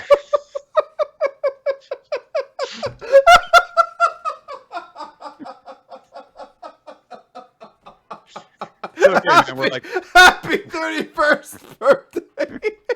it's okay, man. Your birthday is like almost the exact same as mine. So, anyway. In the days following this event, I've spent some time reminiscing about stuff I enjoyed as a kid, /teen, /younger adult, and how my tastes have changed over the years. One of the things I enjoyed as a kid was Arn Anderson. That's a wrestler, for those of you not aware. He wrestled primarily in the 80s into the early 90s, and he's very good. In retrospect, it makes little sense that I, a small black child, would identify with a man that looked disturbingly like a cop that would whoop my ass if he saw me walking in the wrong area of town, but it happened. My question, have you guys ever found yourself attaching or identifying with a character that upon first glance you have nothing in common with? That's an interesting question. So, this past weekend I watched There Will Be Blood. And I was surprised by it because I went into it thinking like, isn't this guy supposed to be like a villain protagonist? He's supposed to be like a giant asshole that's, a psychopath, and you're supposed to just, be, horrified by him and stuff. And I was shocked to discover that for the majority of the film, he's actually a kind of likable guy that you closely relate to, because there's a bigger asshole in the movie that you're rooting against, because he's this full of himself young preacher kid who is just a hypocrite. And meanwhile, Daniel Day-Lewis is, like actually, basically backs up what he says. He actually does work hard, and he works with his employees and stuff on things. And also, he does actually legitimately care for his son and not just use him as a tool to, get stuff done. And then when he, yells at his kid later on, when he's grown up, it's kind of like, you're lying. I know you're lying because I know you loved him, and it's breaking my heart that you're pushing him away because you've become a greedy asshole. So it was actually shocking to me that I ended up relating to him as much as I did in the early parts of that movie. So, I don't know. I think there's a lot of people that I probably identified with more strongly when I was younger that like nowadays I look back at and I'm just like, I know why I identified with them back then. I have acknowledged before that the circumstances around how I grew up with, an Irish Catholic family and going to Catholic school my entire life, I identified a lot stronger with certain elements that I don't know if I would identify with the same way anymore. So I'm sure there's a ton of people who I like. If I look back, I could be like, wow, I can't believe I liked, this comedian or this person or something like that. But I don't know if I really, I know why I identified with them at the time, if that makes sense. Where it's something I'm like, yeah, it makes sense in the social circle at the time. I think it's more interesting when I find people I don't like. I feel like I definitely should really like, and I just don't for whatever reason. Whether it's like everyone else in my general like social circle seems to really like them, and I'm just like, I can't stand them. I don't want to listen to them at all. I find that happens a lot. But I can't think of a great example off the top of my mind of somebody who I really looked up to when I was younger that it didn't make sense. Like, I loved Hulk Hogan, but kids were meant to really like Hulk Hogan. So, like, that makes sense to me if that kind of comes across. I got you. Actually, you know what? I have one answer. And this is weird. I've always found, in the same way Amori always gets his peanuts, I have a fondness for, like, older male characters. And I know where that comes from. It's 100% my grandfather. I don't know why I also have a fondness for older, like, black characters on top of that. Because that definitely wasn't my grandfather. So I don't really know. Like, I remember bawling when I watched Mars Attacks, and it looked like they killed, oh God, who was the guy in that movie?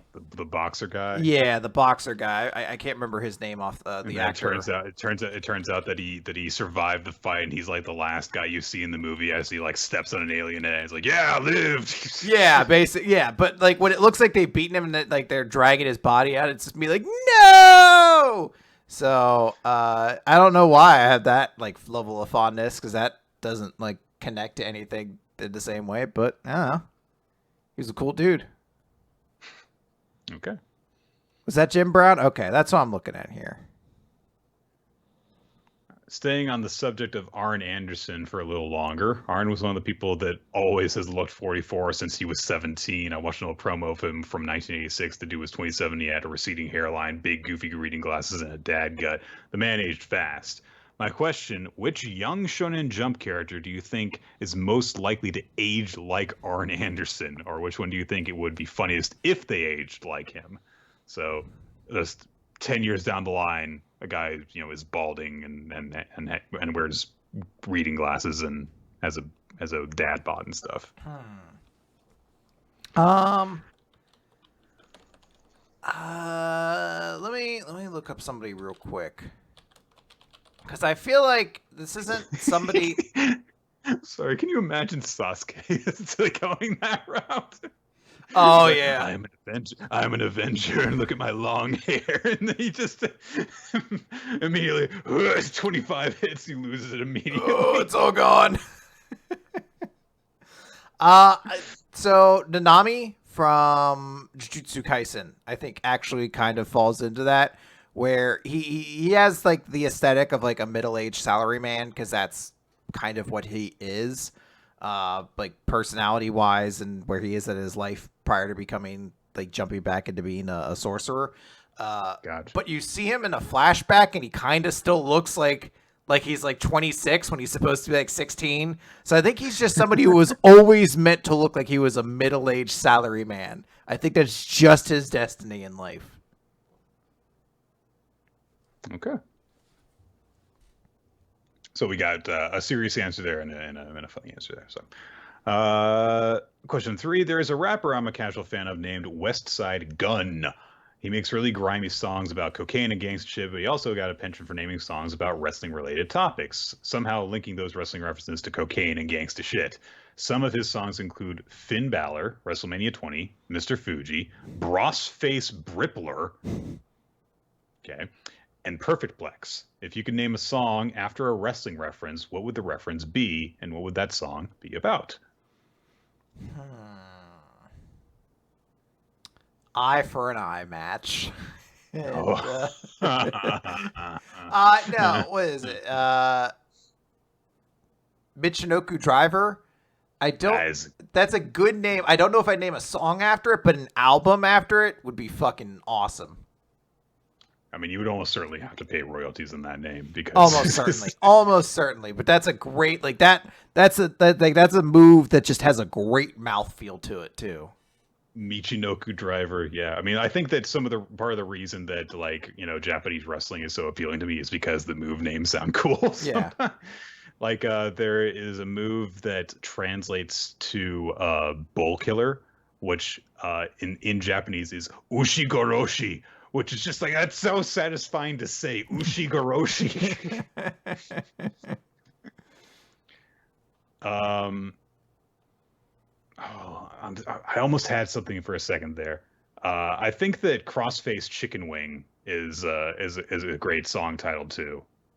Because it just sounds so silly and ridiculous.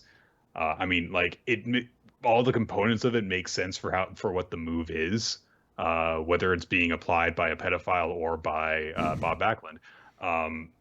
But it just sounds so strange to say, and it sounds like it's a joke when it's first said. And honestly, if I had to make a song about that, it would probably be about something entirely unrelated to the song, the same way that it is basically a move that has nothing to do with what it sounds like. So I feel like you could do a song called Schoolboy Roll Up.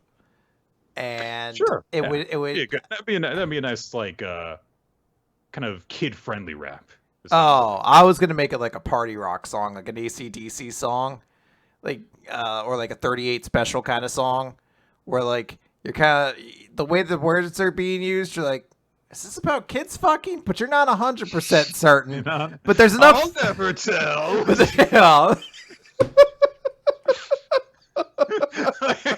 Like you're singing this song on stage, and there's a few people like, oh, this is nice to be, but there's like 3 or 4 very concerned people like, it's about children fucking. I'll never tell. And everyone's gonna be like, I don't. You really better like clarify that like right now. I need an answer. I'm not staying here if the answer is like, yes. The question wasn't in my mind, and I was willing to say no, that's ridiculous when he asked it. But that answer really concerns me. This isn't like, oh, can I enjoy Bastile's Pompeii if I don't know whether or not it's actually about 2 corpses talking to each other? I really need to know the answer if I'm going to stay at this performance. Oh, man. Last question from Thank You Base James here. Imagine the two of you are the owners of Shueisha Inc. The beliefs and sensibilities of a company's leadership can have a great effect on the direction of the product being produced. As the owners of the company that publishes Jump, what types of authors and series would you try to promote and encourage? From a creative standpoint, would you try to move Shonen Jump in a different direction, or would you take a more hands-off approach? Thanks and take care. Thank you, Base James. I feel like it would be very arrogant of me to say like, well, I know what would make Jump great. I think taking a hands-off approach would be a great way, and just looking for people who seem very passionate about their work. It would be, I think, good to get some more diversity of voices in there. Yes. I think that would be a very important thing going forward. I don't know if they do female editors, but that feels like an important thing, especially if editors get changed around. It would be an important thing. It feels like that's a necessary thing. But when it comes to like the certain series in there, I mean, I generally like what Jump does a lot of the time, so I don't really know if I'd have too much to say. I guess I would be like, I guess we'll just have to cancel Actage. No one seems to like it. They're like, sorry, sir, the numbers are huge. But I'm like, no more. No. It still doesn't have an anime. It's just me. You've got all the people from your weekly manga recap days being like, Chris, it's just me. It's the only. Generally, I'm very hands off. I try to be like almost like a Fae influence in there. Like all manga is good, but the one day they bring Actage in, I put in like a big cigar and like a fur coat, and I'm just like, no, I don't think we'll be doing Actage anymore. And I cancel it. You're just like the ruthless producer. I'm like, no, I don't think we're going to be airing that one anymore. Replace it with literally blank pages instead. I think that answering this question specifically now is going to yield a slightly different answer than if we had answered this a year ago, because Jump is in a tremendous state of flux right now because it's just had 4 long-running series all end in a row. Very shortly before this, there were other series that ended that had been running for a while. Kochikame didn't end all that long ago, and it had been running for decades. And now, the second longest running series in the magazine is My Hero Academia. The third longest running is Black Clover. And then everything else beyond that is less than 5 years old right now. And like, I think more than half the series running in Jump were all started this year. So there's a lot that's changing in it right now. And so I think that, yeah, this is not a question that I can take the approach of like, this is what I would do differently. Because like, well, I don't think that they necessarily know what they're doing. They are trying to see what series they can find that are going to stick in order to replace all these series that were really successful for them, even though some of them didn't last as long as their huge successes from the past, like Naruto and Bleach. But they were successes for the series, and now they're not running anymore. Demon Slayer set a whole ton of records, and then it was over like 3 months after it set those records. So what are you gonna fucking do? So I think that they are just doing literally all they can right now to just find something to fill the gap, and that's really all you can expect from them right now. In terms of a longer term thing, Chris, you alluded to, getting into a diversity of voices in the editors and stuff like that, and I definitely think that it speaks to how little we know about the series, but also the concern of that we don't really know enough about the editorial staff at Shueisha's offices to know, like, do they have like female editors and stuff? That's just like a bad look in general, like to just not know that. And I do think that would, promote a diversity of the manga series that you would see. And, I think that a series like Jump should be focusing on doing that because, yeah, it's a magazine that's targeted at young boys, but it also has a tremendous fan base of all different sorts of readers because it's the most popular magazine in all of manga. And I think that their goal should be to try and find something that appeals to everyone. And in order to do that, you need a variety of creative voices at every step of the procedure to find that weird, huge amount of variety that you would want to have in order to attract as many readers as possible. So. All right, that's the end of that email. All right, question here from Bass Forever. In your opinions, what are the biggest gaps in your manga backlog? This could either be the biggest series you think you'd like but haven't read, or a classic you keep meaning to experience and haven't. So I have 2 for those. I'll say for the latter, I still have not read Dragon Ball, the original Dragon Ball. I've seen a couple episodes of it, but considering how much of that is like a lot of the series you read are like inspired by that series, it feels like that's an important one I really should see. Saint Seiya is also kind of in that level, not quite to the same extent, but in that same level. And then for the former, Yu Yu Hakusho, I know I would like it. I know I would enjoy it. I've seen parts of it. I saw a couple episodes of the anime. I know I would dig it, but I just never watched it really. For some weird reason as a kid, when it was that and Rurouni Kenshin on in Toonami, I would always watch Rurouni Kenshin, and my friend Frank, who I've talked about before, would always watch Yu Yu Hakusho, and then we'd kind of talk about them to each other about it. But then eventually he just watched both, and I just stopped watching either, so I really had less to talk about. So, yeah. I will go along with the sentiment that you had there with a few series. Saint Seiya is definitely a huge gap in mine because I've read like none of it. I'm familiar with almost zero of it. I know what the main character looks like, and that's basically literally it. Fist of the North Star or Hokuto no Ken has a big one. Berserk has a big one. And Rama One Half. That's a series in a different kind of vein, but similar. But it's so heavily influential, and I have not read that. So, yeah. Okay.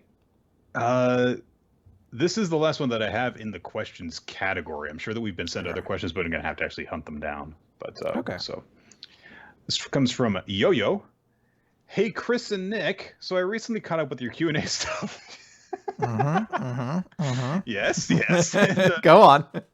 one of the questions back then was that what do you think the D is? Well, phrasing. I have a theory about that, which is Okay. the D stands for devil or demon, because the people with the D in their name are the natural enemies of the gods, the celestials, and are therefore the devil. I'm pretty sure that the celestial dragons consider themselves as the gods and angels, since celestials in their name. One Piece also has some other Christian references in there regarding the trees, Adam and Eve, and Japan does have tendencies to borrow from Christianity and make God evil, so I'm pretty sure Im-sama equals him equals God, not an actual God, but someone who claims to be God. What? One Piece would never do that. And now him is used as what Christianity was. This is just a theory, and I'm pretty sure I'm very wrong about it, but I really like theory crafting, especially for One Piece. What about you guys? And what do you think of my crackpot theory? And do you like theory crafting? And what shows, series, books do you like that do that for you if you do? Or what series slash shows slash books do you like to do theory crafting for?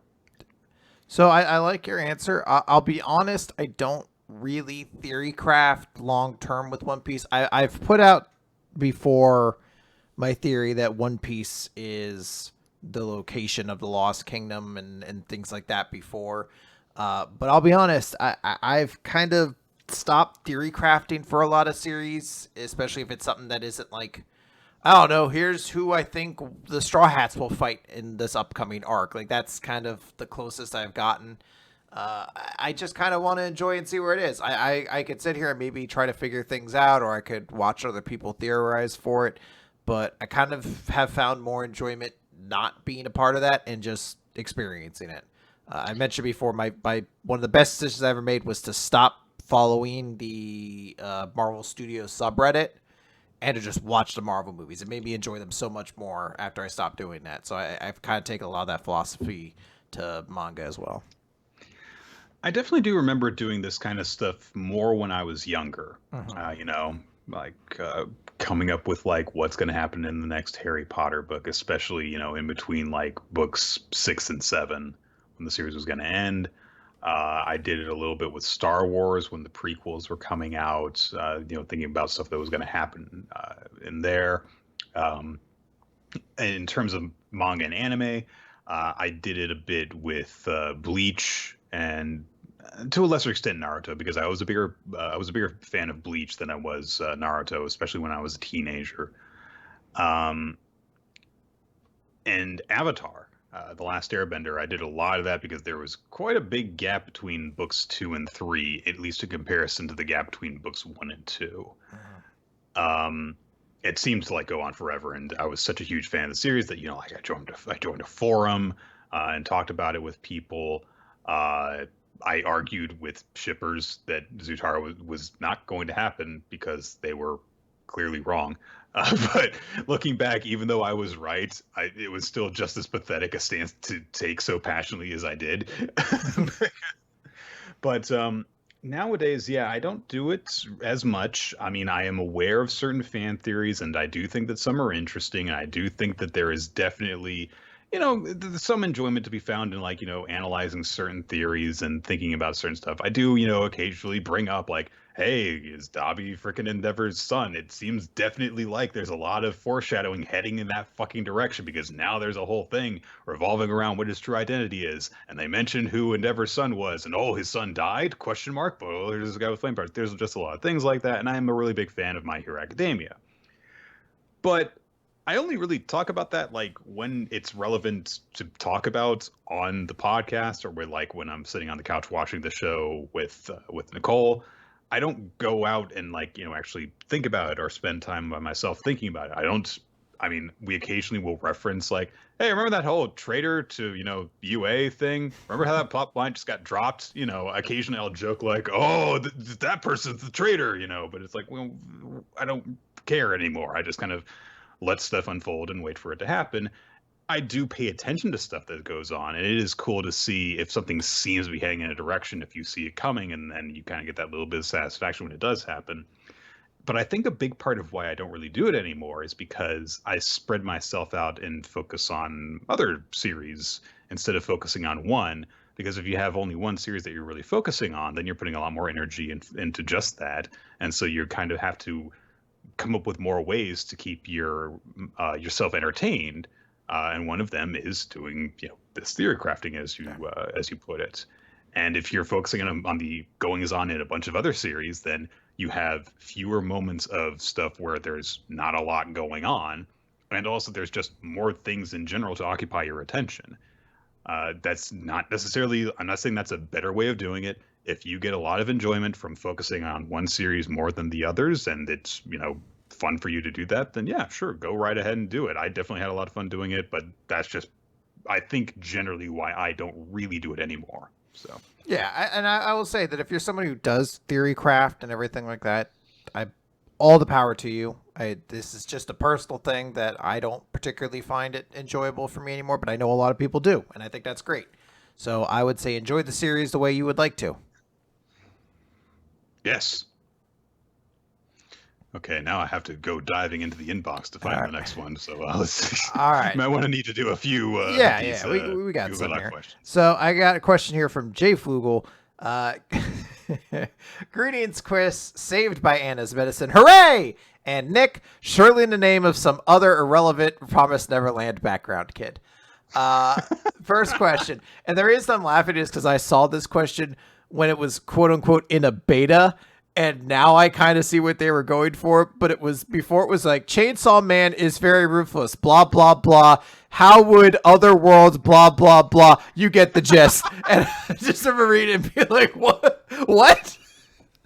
So the first question is, as you know, the wonderful world of Chainsaw Man is very ruthless, but also mostly operates in a more grounded power level compared to most of the other battle manga you guys cover. Now, if Denji were to swap worlds with other protagonists, how well would they do in each other's worlds? They would keep their powers, but those would have to adapt to the rules of the world. Like in One Piece's world, Denji could not swim. And of course, that world's scale of mortality and cartoonishness would also apply to them. P.S. Only battle manga. Okay, I mean, Denji would have the advantage, at least, of having his regenerative powers. So he would be hard to keep down in a lot of series, I guess. Luffy, I get the impression, would not do well in Chainsaw Man's world. He would get fucked up in almost every other series because I've always brought up, One Piece world is very kind that no one ever just stabs Luffy in his arm and just drags it all the way down his he creates a lot of vulnerabilities in him. Yeah, and I imagine that fighting other devils would circumvent the natural immunity that he has to a lot of damage types with his rubber body. So I think that he would get generally kind of fucked up in Chainsaw Man's world just because of how fucking atrociously ruthless the world is to everyone in it. Yeah.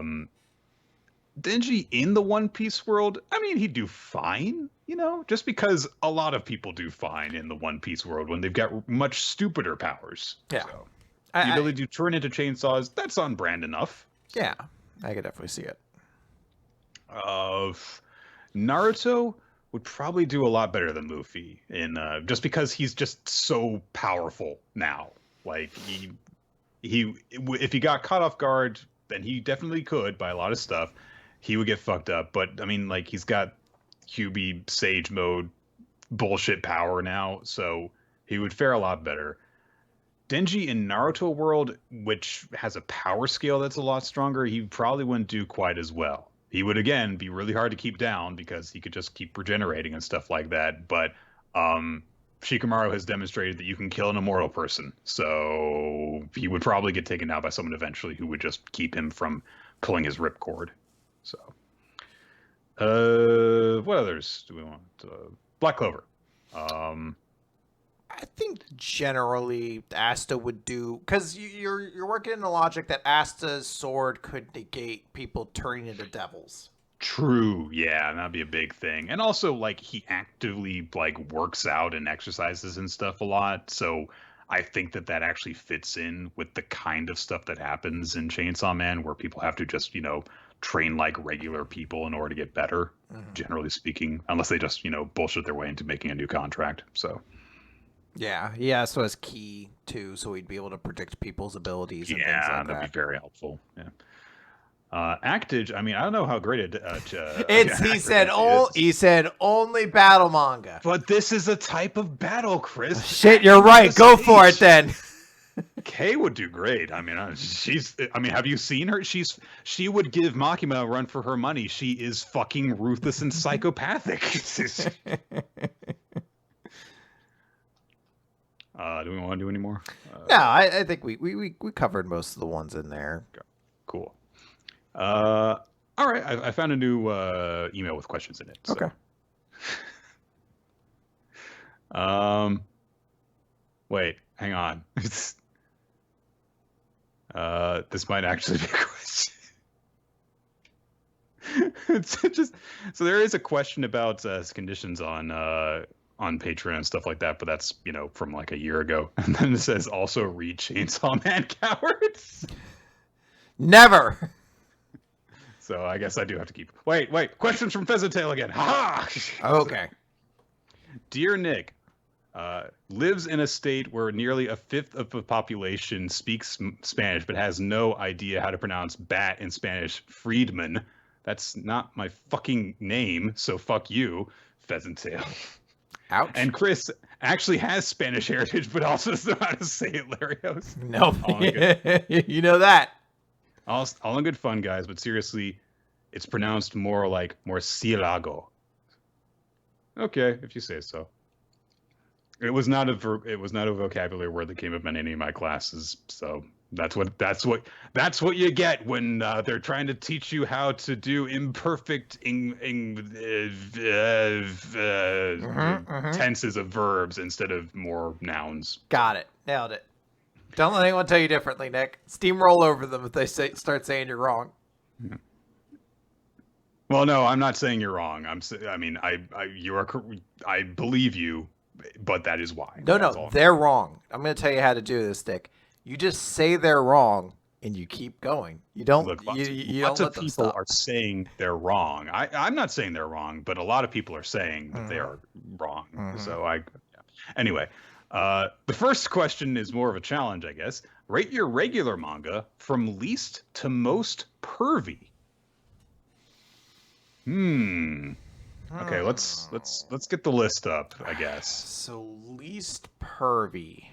So we've got My Hero, we've got Actage, we've got Chainsaw Man, we've got Eden's Zero. All right, well, Eden Zero is number one on the most pervy. Yeah, 100% the most pervy. Chainsaw Man is definitely up there because it has a lot of naked women in it. I would love to say Dr. Stone isn't pervy, but it is.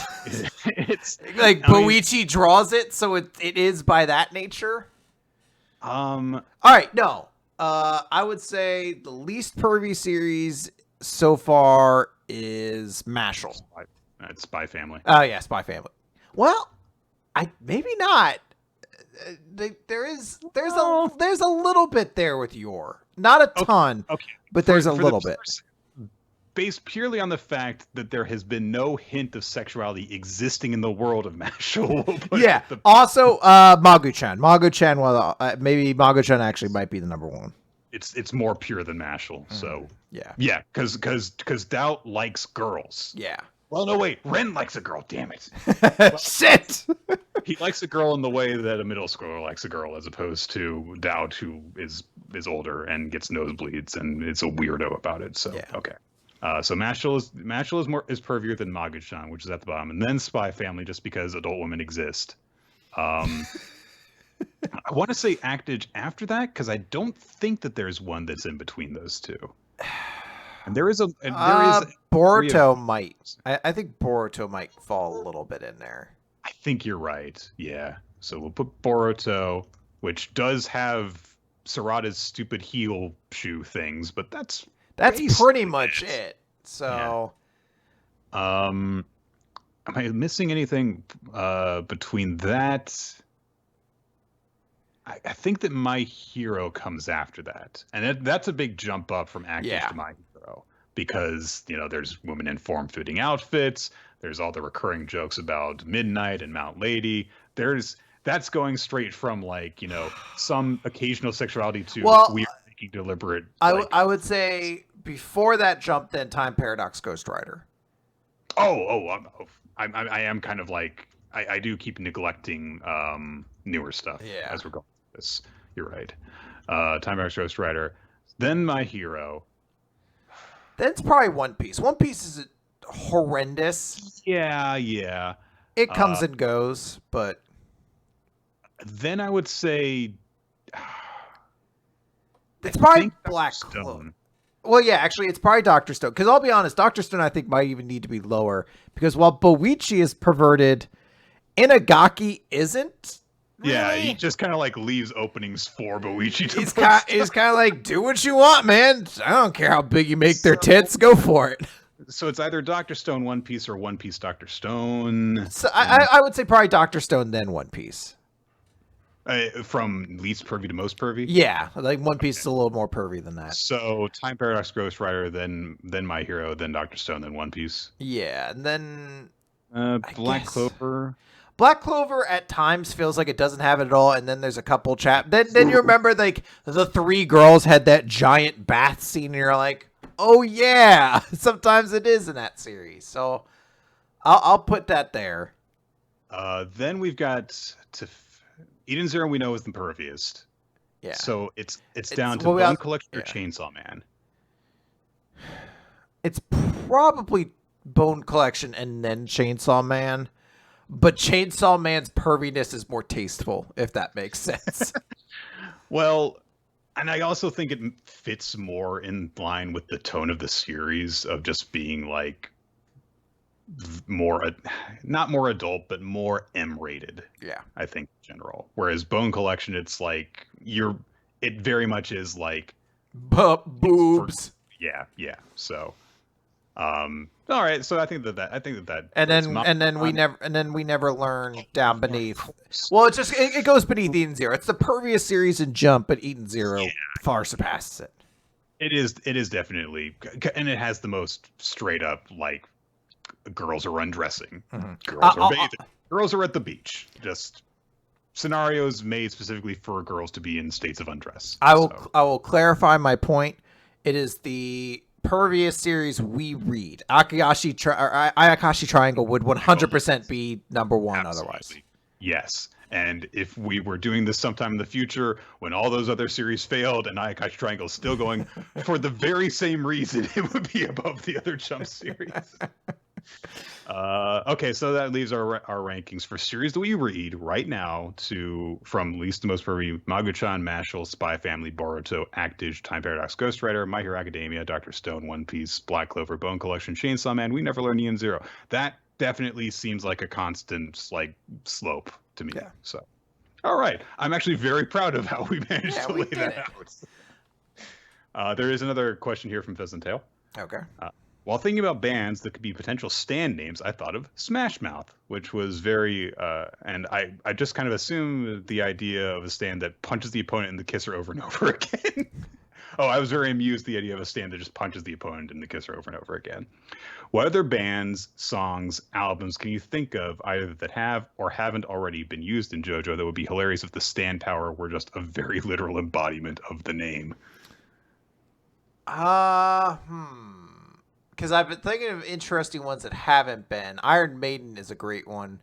But I guess if you just take it literally, an Iron Maiden falls from the sky and crushes you, which is kind of cool, I guess. It's probably not going to surprise a lot of people. They're pretty heavy, so I feel like that'd make the noise.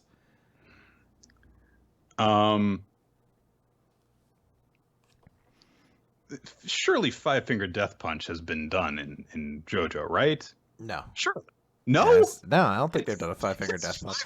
I don't think... It's like, put me in JoJo, coach. I'm pretty sure any relatively recent rock bands are not in JoJo. I think it pretty much stops around the 90s when it comes to rock bands. What if it were Hoobastank and it's just like a giant question mark? Oh yeah, Chumbawamba. They're just like, what's gonna happen? I don't know. You're gonna get knocked down, but you're gonna get up again. Ain't never gonna keep you down. You get a whiskey drink, you get a lager drink. So stupid. What if it were the Offspring and it's just like it's just your kid? Yeah, it's like, Dad, take me home. Like, oh shit. I have a lot of responsibilities now. And then Joseph Joestar runs off, abandoning his child for Oh my god! for 16 years. All right. I Okay. actually forgot a second part of Jay Flugel's question, so I'm going to do that one real quick. How would you rank and compare the infamously disappointing final arcs of Bleach, Food Wars, and The Promised Neverland with each other? Bleach versus Food Wars versus Promised Neverland. In terms of just the final arcs in general, Promised Neverland is the least memorable. it Like, absolutely is. it's the shortest, but it's Yeah. also the one I'm going to forget the most about 10 years from now. I would say that Bleach's is better than Food Wars because it starts off much better. Yeah. It's the first year-ish of the Thousand Year Blood War arc is actually good in retrospect, whereas Food Wars, it was like, well, this could be interesting, and then it went off a cliff immediately. So there is less good to be found in it. Yeah. Bleach, I think, was. And also, Bleach was less of a big letdown because I had already been disappointed in it for so long by that point. Yeah. So I guess the question then is, what is worse, the kind of badness of Food Wars versus the kind of nothingness that was The Promised Neverland? And I think that kind of comes down to what you find worse. And I generally always go on the scale that I think something that's boring is worse than something that's just not good.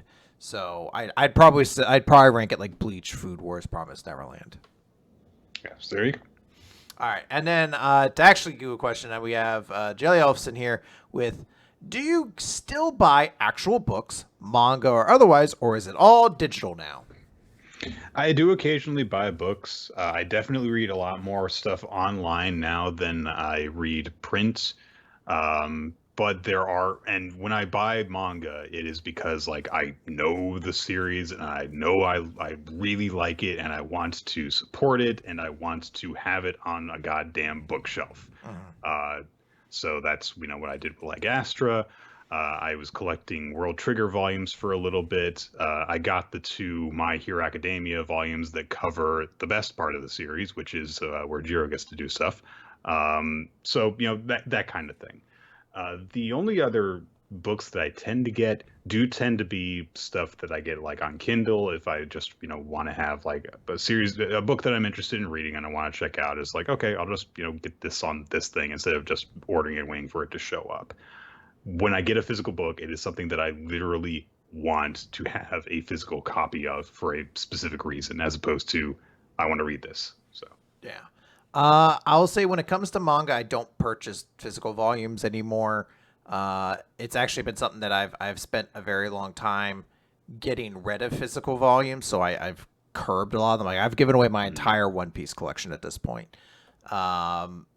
Now, and when it comes to actual books, I'm very sad to say that I have not read a book since the last Game of Thrones series book. So it's been a while. The one exception I will say is I've been doing a lot of DMing, and I DM for 2 different groups. All of those books I buy physical because I don't like PDFs. I don't like trying to go through a PDF or using a laptop or D&D Beyond when it comes to looking for things. I like to physically look through the books. So I do have those, and I do keep and purchase those. Part of that's working at a game store, so it's very imperative that we push that, but it is a level of just like I prefer the physical books over digital when it comes to like D&D stuff or any tabletop stuff. yeah. All right. Well, Chris, I have some good news. I have been looking through months and months of emails, and I don't think that within the span that I've looked over so far, there have been questions. So we're actually very close to having caught up. All right, there we go. We actually have quite a few here in the doc, so we'll see how many we can these run through before we finish up here. Question here from Squirrel Dude: what lessons should shonen manga take from wrestling? And what lessons should wrestling take from manga? Wrestling can learn to trust in one creative writer and not get impatient with them and fire them and have someone else take over for them. That is also something that Western comics can learn from, and a lot of other media. Obviously, that carries the problem of if a writer turns out to run out of ideas, then you're just stuck with them. But that is definitely something that there can be you can learn from. I think a lot of manga can learn from wrestling in terms of the idea of rubber matches, like have one person win a fight and another person win the other fight, and then so they fight again, and then you can find out if they're going to be able to do it. You don't necessarily have to do things in that order, but have a series of fights between people in order to actually build the rivalry between them, instead of just having like they show up for one fight and one person wins and then the other person is never seen from again. It's a way to keep two characters relevant. Yeah. And instead of just like, well, that character got defeated and I have nothing more for them to do. So a lesson that wrestling could take from manga would be to kind of. I'm gonna keep my two AEW focused actually. So I'm gonna say here's what manga could learn from AEW, and keep everyone looking good. I will say that's one of my favorite things about AEW is that pretty much everybody gets wins every so often, so everybody seems like a threat. My favorite tag team currently in AEW right now is the Butcher and the Blade, and they are jobbers. They are 100% jobblers, but every time they show up, they feel like a threat because they sometimes get really big wins. So the ability to keep this group a threat by periodically letting them look good is a very big lesson I feel like manga should take. Now, in the inverse, what lesson should AEW learn from manga? Sometimes just don't give up on stuff. So I want a very specific example here. I hate the Dark Order. The Dark Order's bad. It's a bad group. It's a bad gimmick. And every step of the process has been bad. It really needs to end. It needs to, but they are committed to it, and I appreciate that. That same level of commitment was not given to the Nightmare Collective, which was a very reviled group that I thought actually had a good amount of potential. And eventually the wrestler Awesome Kong, who was kind of like the physical force of that team, I believe she wanted to start a family, or she left to go have a kid or something. She left to like sort of go off active performance. And they were like, well, nobody likes this group, so we're just going to get rid of them. And I feel like that was a big mistake. That's where you show. I understand at that point their roster was just Brandy Rhodes, who was kind of more of a mouthpiece than like a active performer. Right. Dr. Luther, who many U.S. Wrestling fans didn't really know, and then the other girl whose name I've kind of forgotten because she wasn't really even used when she was there. That's the moment you reveal the real 6 funeral wreaths, AEW, and you just put people in it. It felt like you could have done more for that group. But Chris, we're not going to have another opportunity for those women to form a team. Yeah, I guess. That's the storyline reason to stick with this group now. Jeez. What timing? All right. I'm not against the idea of doing a women's tag team tournament in AEW. That sounds like a great idea to introduce a lot of women in your in the division that's really had not a lot of attention placed on it. I can think of 5 women in AEW. So yeah, I think it is a great idea to get more people out there and get them in front of a TV audience and be like, oh, hey, there's women in AEW and they're doing women's tag team stuff, which WWE doesn't seem to want to do because they think that only 2 or 3 women can exist at a time. So what do you mean? You don't love the 2-man power trip storyline brought up again? I love Bailey and Sasha, but I don't want them to be the only 2 people allowed to look good. Nick, if you're not a 4-horsewoman, should you even be in the WWE? Why are you even there is the question we have to ask. And that's why Kyrie's going home. Yep. Question here from Molderman, who says Manga Plus offers a lot of great weekly manga, such as the very interesting Monster number 8, which is hilarious because now Jump has it and they're calling it Kaiju number 8. And a Discord's favorite trash fire, Dear Sachan. How would you feel about dropping certain series from the normal recap and replace them with some Manga Plus series? Oh, can we drop Mission Musical? I was gonna say All right, Molder Man, we shall drop Mission Yozakura Family and replace it with Kaiju number 8 starting next week. Thank you for the suggestion. Can we drop Bone Collection, Chris? Yeah, we'll drop Bone Collection and replace it with Kaiju number 8, Nick. We're going to drop Actage and replace it with Kaiju number 8. We're just getting rid of all the ones It's just Kaiju number 8. We're picking one up to drop 6. Oh man, it feels like we really shook things up, replacing all these series with one series. We dropped Black Clover and picked up Kaiju number 8. What if we do Kaiju number 8 like 4 or 5 times in the episode, and each time we talk about it, we have gigantically different takes on the same chapter? On different things. One moment it's like, this is a great chapter. The next time, like, I can't stand it. Why are we talking about this series? Next time it's like, this was pretty good. I'm looking forward to where it goes next week. I'm not sold on it yet, but yeah, I think it could really be good next time. Fuck this! It murdered my family. Alternatively, how about using the bonus podcast to check out some of the series? So, with these 2 specific examples, Kaiju number 8, that's something we'll be talking about probably behind the scenes, see if that is something to add to the show, or to at least talk about to some extent. There's a lot of these kind of like side series coming out. Like I mentioned earlier, Ghost Reaper Girl. I have been reading Ghost Reaper Girl. I don't know if that's something we'd ever add to the recap, though, because we already have a lot of stuff in the recap, so... It might need to be like, hey, when something leaves, we could throw this in or something like that. But when it comes to Manga Plus, I do check out some things on it. I know I read a little bit of "'Tis Time for Torture Princess" or whatever it is.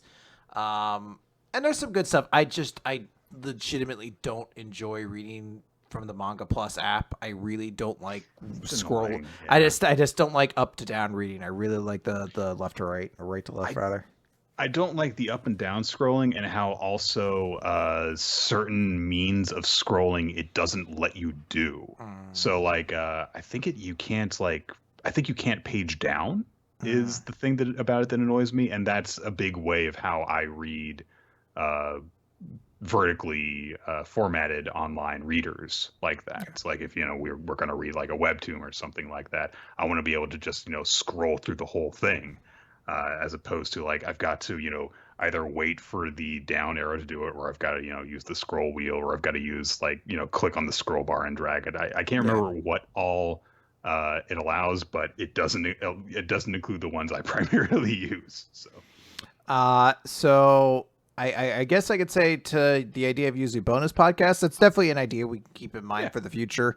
I know, or at least I thought, Manga Plus doesn't really keep its series around very long. Like eventually it gets to the point where it's like only the most recent couple of chapters will be available. So same as Free Viz, basically. Yeah. So it might be a little difficult there, but I'm sure we could find some way. Yeah. Or, we could pick up the series and, keep reading it. Yeah. I mean, that's how we picked up Spy Family. So the precedent has been set that something like that, I would say the chances of us talking about Monster number 8 or Kaiju number 8 are certainly more likely now that it's in Jump, where we're just going to be checking, like it's already going to be on the magazine anyway. So now, if you're going to say like, well, do you want to pick up this Crunchyroll series? Fuck you. I don't want the one we have. It's not. I mean, if there are Crunchyroll series or series rather that are only available through Crunchyroll and you like them, that's not an insult on your taste. It is an insult on the formatting issues that Crunchyroll has constantly, and they keep on. They're increasing in number, Chris. It was supposed to work until December. What happened? You lied to me. The last question email that I've got here was sent today, so I think that's it. I think we're finally caught up on Q&A emails because it's just kind of easier to track them on the Google Doc, I think. I think that this is the only one in between the one that I've read like from a year before it. But this comes from Creator Prime, or that's Supernova, I think, isn't it? No, Creator Prime. Yeah, Creator Prime's. It is just Creator Prime. Yeah. I'm sorry. This question is, how do you pronounce this word? Prodigious. Oh, I know. I saw this one when it came in. They're asking how to pronounce the podcast. Prodigious is the term. Like how Izzy in the English dub said, "Oh, prodigious" or whatever. Yes. Jeff named his podcast Prodigious. Yes. So, It's a pun. Yes. yep. So you can find it if you search for it. I also linked it in the chat a little bit earlier. And if you're listening to this after the fact, just go search Prodigious. It sounds pretty much how it's spelled pretty much how it sounds. So Podigous. Yep. And I'm on episode 3 if you're specifically looking for that. But I would highly, highly recommend you go listen to all of them and all of Jeff's stuff. Check out Love It or Weep It. That's another one great show he's been doing for a while now. And if you're looking for that podcast, don't stop typing after you type in POD. Otherwise, you're going to be transported to early 2000s new metal. So yeah, and which, I mean, if that's your scene, that's cool. But just be aware where you're getting into. So. Yeah, I mean, I understand. We are the youth of a nation. We are. But booyaka booyaka 619. It's such a weird. Is it that particular time in WWE when they were like, yeah, we're actually going to get real bands to make the music for a few guys? Is that the worst big theme song in WWE? I can't. It's never exciting to hear. Define big. So, someone who could be in the main event title scene that isn't shocking or feel like a stretch. Gotcha. So, I mean, I think even like when the Miz is getting like a main event run, it's like his theme fits him. So I do actually legit like that song to an extent. I don't like the current version of Dolph Ziggler's theme. Okay. I really don't like Show the World. I liked it a lot better when it was I Am Perfection, and then they were like, we don't want him associated with Mr. Perfect. What, you mean the guy that he is very much like?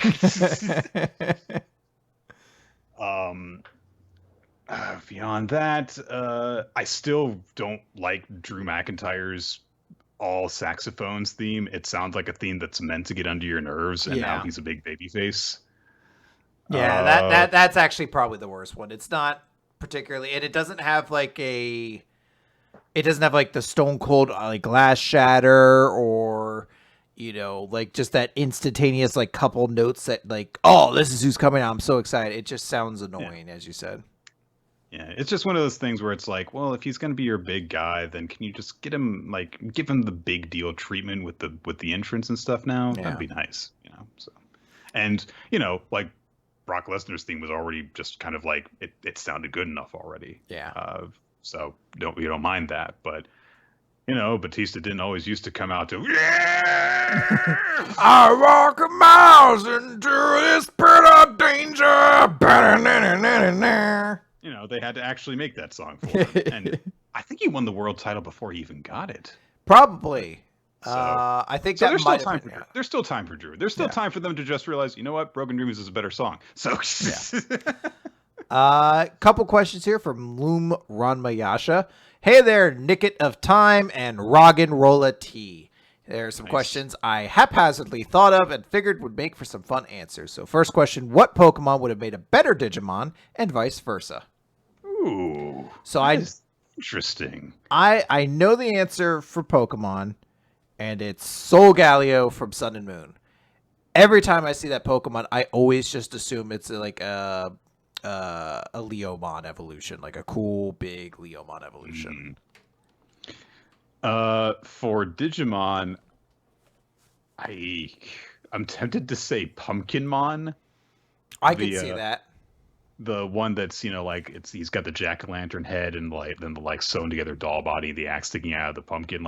That's just got such a degree of weirdness to it, but it would still fit into the Pokemon world. Mm-hmm. The only problem is that it's a little bit too evocative of violence, I think, for the cutesy side of it. But even so, he's kind of a weird, cutesy, creepy kind of thing. Yeah. I'm sure I could think of a better example, but that's my first instinct. What's Gatsumon? Are those the rock people that was with Pumpkinmon? I think you're right. Gotsumon, yeah. Gotsu. I could see that being a Pokemon. I feel like that'd be like the Geodude of a region. Yeah. Or Geodudes mixed with Machop, kind of. I could also see Edamon as Yeah. Like just like how there's sort of those weird, big, stupid Pokemon every so often that doesn't have an evolution, doesn't evolve from anything.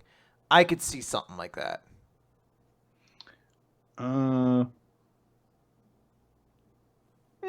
That's about the best example. That's the only examples really I can think of in that regard. For a Pokemon that goes to a Digimon, well, I think the big eyes are a big thing because a lot of Digimon have the big anime eyes. Honestly, I could actually see like a Bulbasaur as being an in training form, for a Digimon pretty Yeah, easily. I could see that. Honestly, what I'm looking at now is legendary Pokemon because Yeah. that's where a lot of the crossover is going to come.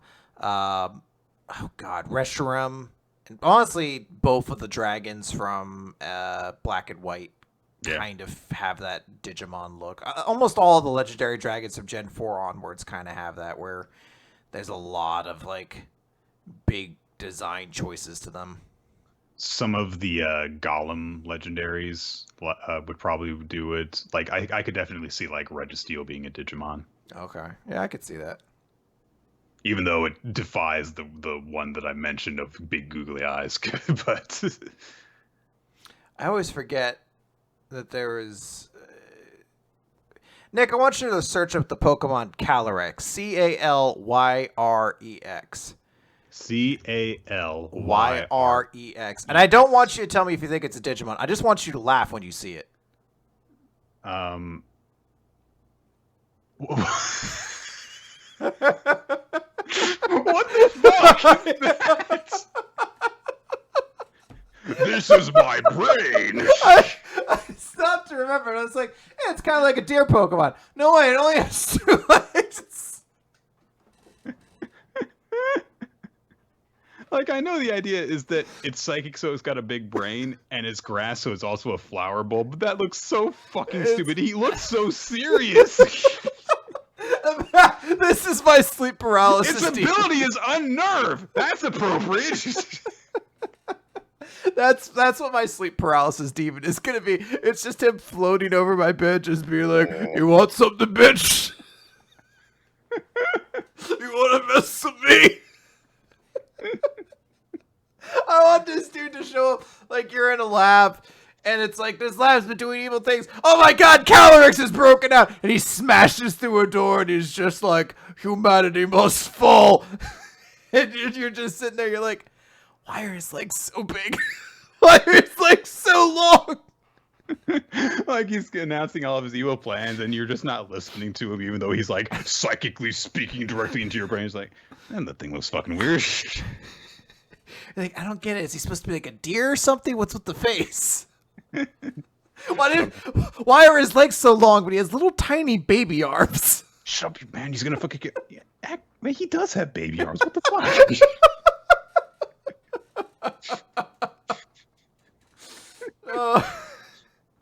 All right. Sorry. Question 2 here from Lou Marmayasha. If you were to get the Russo brothers to direct a live-action adaptation of any manga, what would it be? So the directors behind Infinity War and Endgame and the latter 2 Captain America movies. Also, World Trigger. Yeah, that's actually probably the right answer. Tactical, relatable characters, a lot of downtime. You can do some jokes here and there, of course, and the battles would be, impressive because there would be more emphasis on their tactics and how things flow together. So yeah, I like that answer. Question 3, on the flip, what American TV show would you like to see reimagined as a manga by a particular artist? Personally, I've been watching a lot of 12 Ounce Mouse lately because of this new season, and I think it'd be really fun to see Naoki Urasawa's take on it, since it's similar to the kind of surreal memory-questioning thrillers that he likes to write. TV show. It's a manga. Zuntai. Thank you.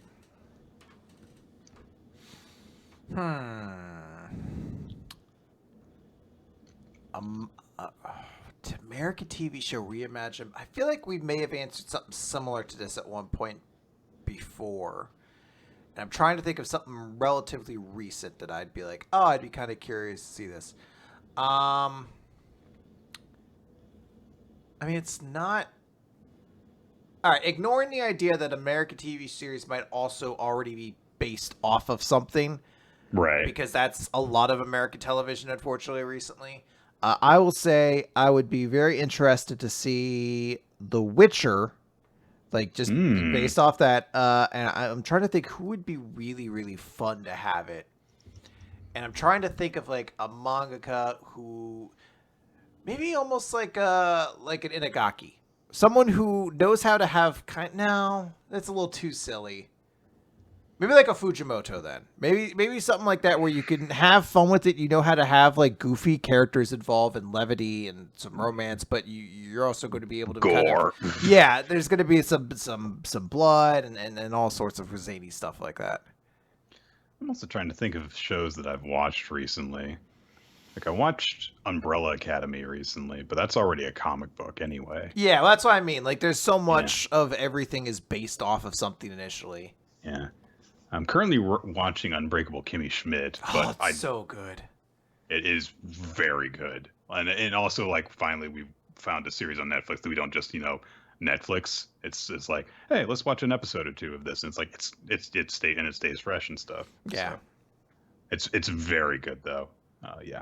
But I would not want to see a manga based on that because it just wouldn't work as well, I don't think. Because, the timing is so good in that show. So I was gonna say, I was trying to think of someone who I'd like to see do Schitt's Creek, and then I was like, yeah, it's the same thing. It's a really good comedy that I don't know if you can completely translate it the same way. Yeah, into a manga form. Yeah. Yeah, I'm trying to think more of like drama type shows that I've watched recently. But the show that I watch the most nowadays is Deep Space Nine, and I think that there are some manga that could probably make a good adaptation of that. There's enough serious stuff that's going on, but there's also some real weirdness, of course, that happens in it because it's a sci-fi series. But for lack of a better term that immediately springs to mind, it might also be a bit too Star Trek to do manga form of. Because, a lot of the approaches it takes to stuff are very, like the form of sci-fi that it is. Some of the, more plot element stuff could definitely fit into like a manga in terms of like, personal dramas between characters, the grudges they have, and, character development, stuff like that. But all the philosophical questions that get asked in terms of like, war and trust and even, the lighter elements of like, the Ferengi stuff, they're all addressed in a very Star Trek way. Yeah. And I don't know if it would fit really into a lot of manga. So I've got two more questions here from Lumar Mayasha then. So let's try to wrap these up, and then I think we might call it. Yeah. Question 4, on the subject of Adult Swim shows, I found myself rewatching a lot of their stuff recently, like Harvey Birdman and The Brack Show, in addition to checking out their new shows like Three Busy Debras and Beef House. What are some of your favorite Adult Swim shows? I love what parts of Venture Brothers I've seen, but I think that I've only seen like 2 or 3 seasons of it. Samurai Jack counts. The last season of Samurai Jack was very good. And I feel like, well, I mean, like I guess I'll keep away from like the Adult Swim anime. I think that's fine. Look, I'm probably going to be talking a lot more about their comedy stuff. So if you want to go for the other side of it, I think that's a good way to approach it. I mean, I loved Samurai Champloo whenever it was on. The Boondocks, loved the Boondocks cartoon show. So it's a little bit of an in between there. So I loved, I definitely loved Harvey Birdman and The Brack Show. Those were great early editions. C-Lab 2021 is fantastic. Aqua Teen Hunger Force was great. It's I think that might still be airing in some incarnation, honestly. Right. I know I saw Carl give a 2020 graduate commencement speech, which was fucking surreal, so it might still be going on. Frisky Dingo is one of the best shows. If you like Archer at all, you owe it to yourself to watch Frisky Dingo and be very disappointed like the rest of us that it ends on a big cliffhanger in season 2. Because it got canceled. But that show, I still quote to this day. An Adult Swim show got canceled before it should have? How could this have happened? I will quote Frisky Dingo. I quoted it, I believe, in the most recent season of Dice Funk at some point. So it's in there. There's like Home Movies was decent. Um, Metalocalypse is great. There are huge stretches of that show that I have not seen, but almost every single episode I've seen, I liked. So I'm trying to think of all the shows that they ever had on there, and to make sure I'm not missing anything like super major. Do my dad rules. Yeah, Metalocalypse is a great one. Ugh, Xavier Renegade Angel. Someone made me watch like a couple episodes of that, and I was like, no, this is bad. Space Ghost Coast to Coast was really good. Assy McGee. Technically, that was a thing. Some of the sketches on Robot Chicken are very funny, but because of its nature, it can be hit and miss, especially in more recent seasons, I find. So yeah, it definitely had some of those. I think those are most like the really big ones. Squidbillies, I know a lot of people really dug. I never was a super big fan of it, but it was it had its moments. So yeah, I think that basically covers that. Yeah. And then the last one, if you were to replace the protagonists of all the series in the recap with characters from Adult Swim shows, who would it be and why? For example, I would replace Asta with Brack because he's also naive, an optimistic do-gooder who loves friendship and never gives on his dreams, except Brack sings more than he screams. You might have honestly came up with the answer to this. Brack Clover? Oh my god, it would be amazing! Hey, I'm gonna be the Wizard King. I'm gonna eat myself, so I'm gonna sing a song about how I'm gonna be the Wizard King. That would be the best fucking series. You just have Noelle show up, and for some reason she's a green mantis, and she's like, "Shut up, Dorkster." And then a little tiny Yami's just like, "Now quiet, both of you." Random celebrity cameos fill out the rest of the cast. Never any further addressing to the plot. They just go on adventures from now on. This sounds like a perfect fucking series. Yeah, I think that's the only one we really needed. I think you answered your own question with the best example that possibly could have came up. Oh my fucking god. I'm totally gonna have to remember this the next time we do like a WMR Lives of Black Clover. Don't worry guys, I'll use my black meteor on it.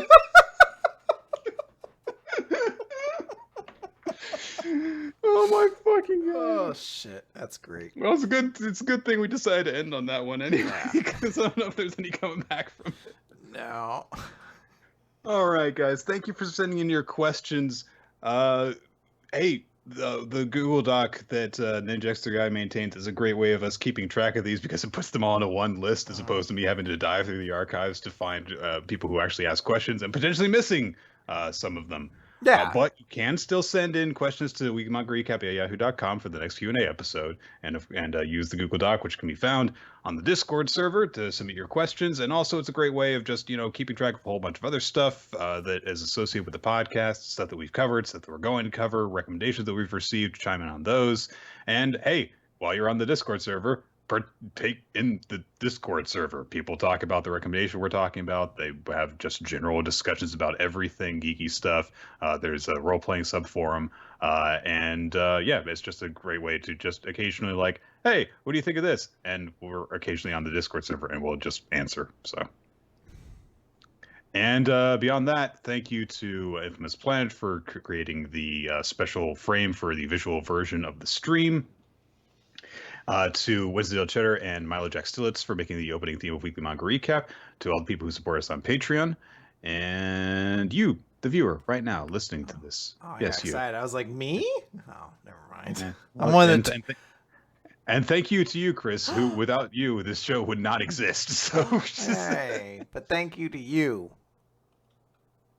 Who also is here sometimes. No, the unspoken bond between us. You felt, Nick, I am like that floating stupid bulb Pokemon. I thought that I could translate all of my feelings and thoughts to you over the internet, which I assume is its stupid power. The internet specifically?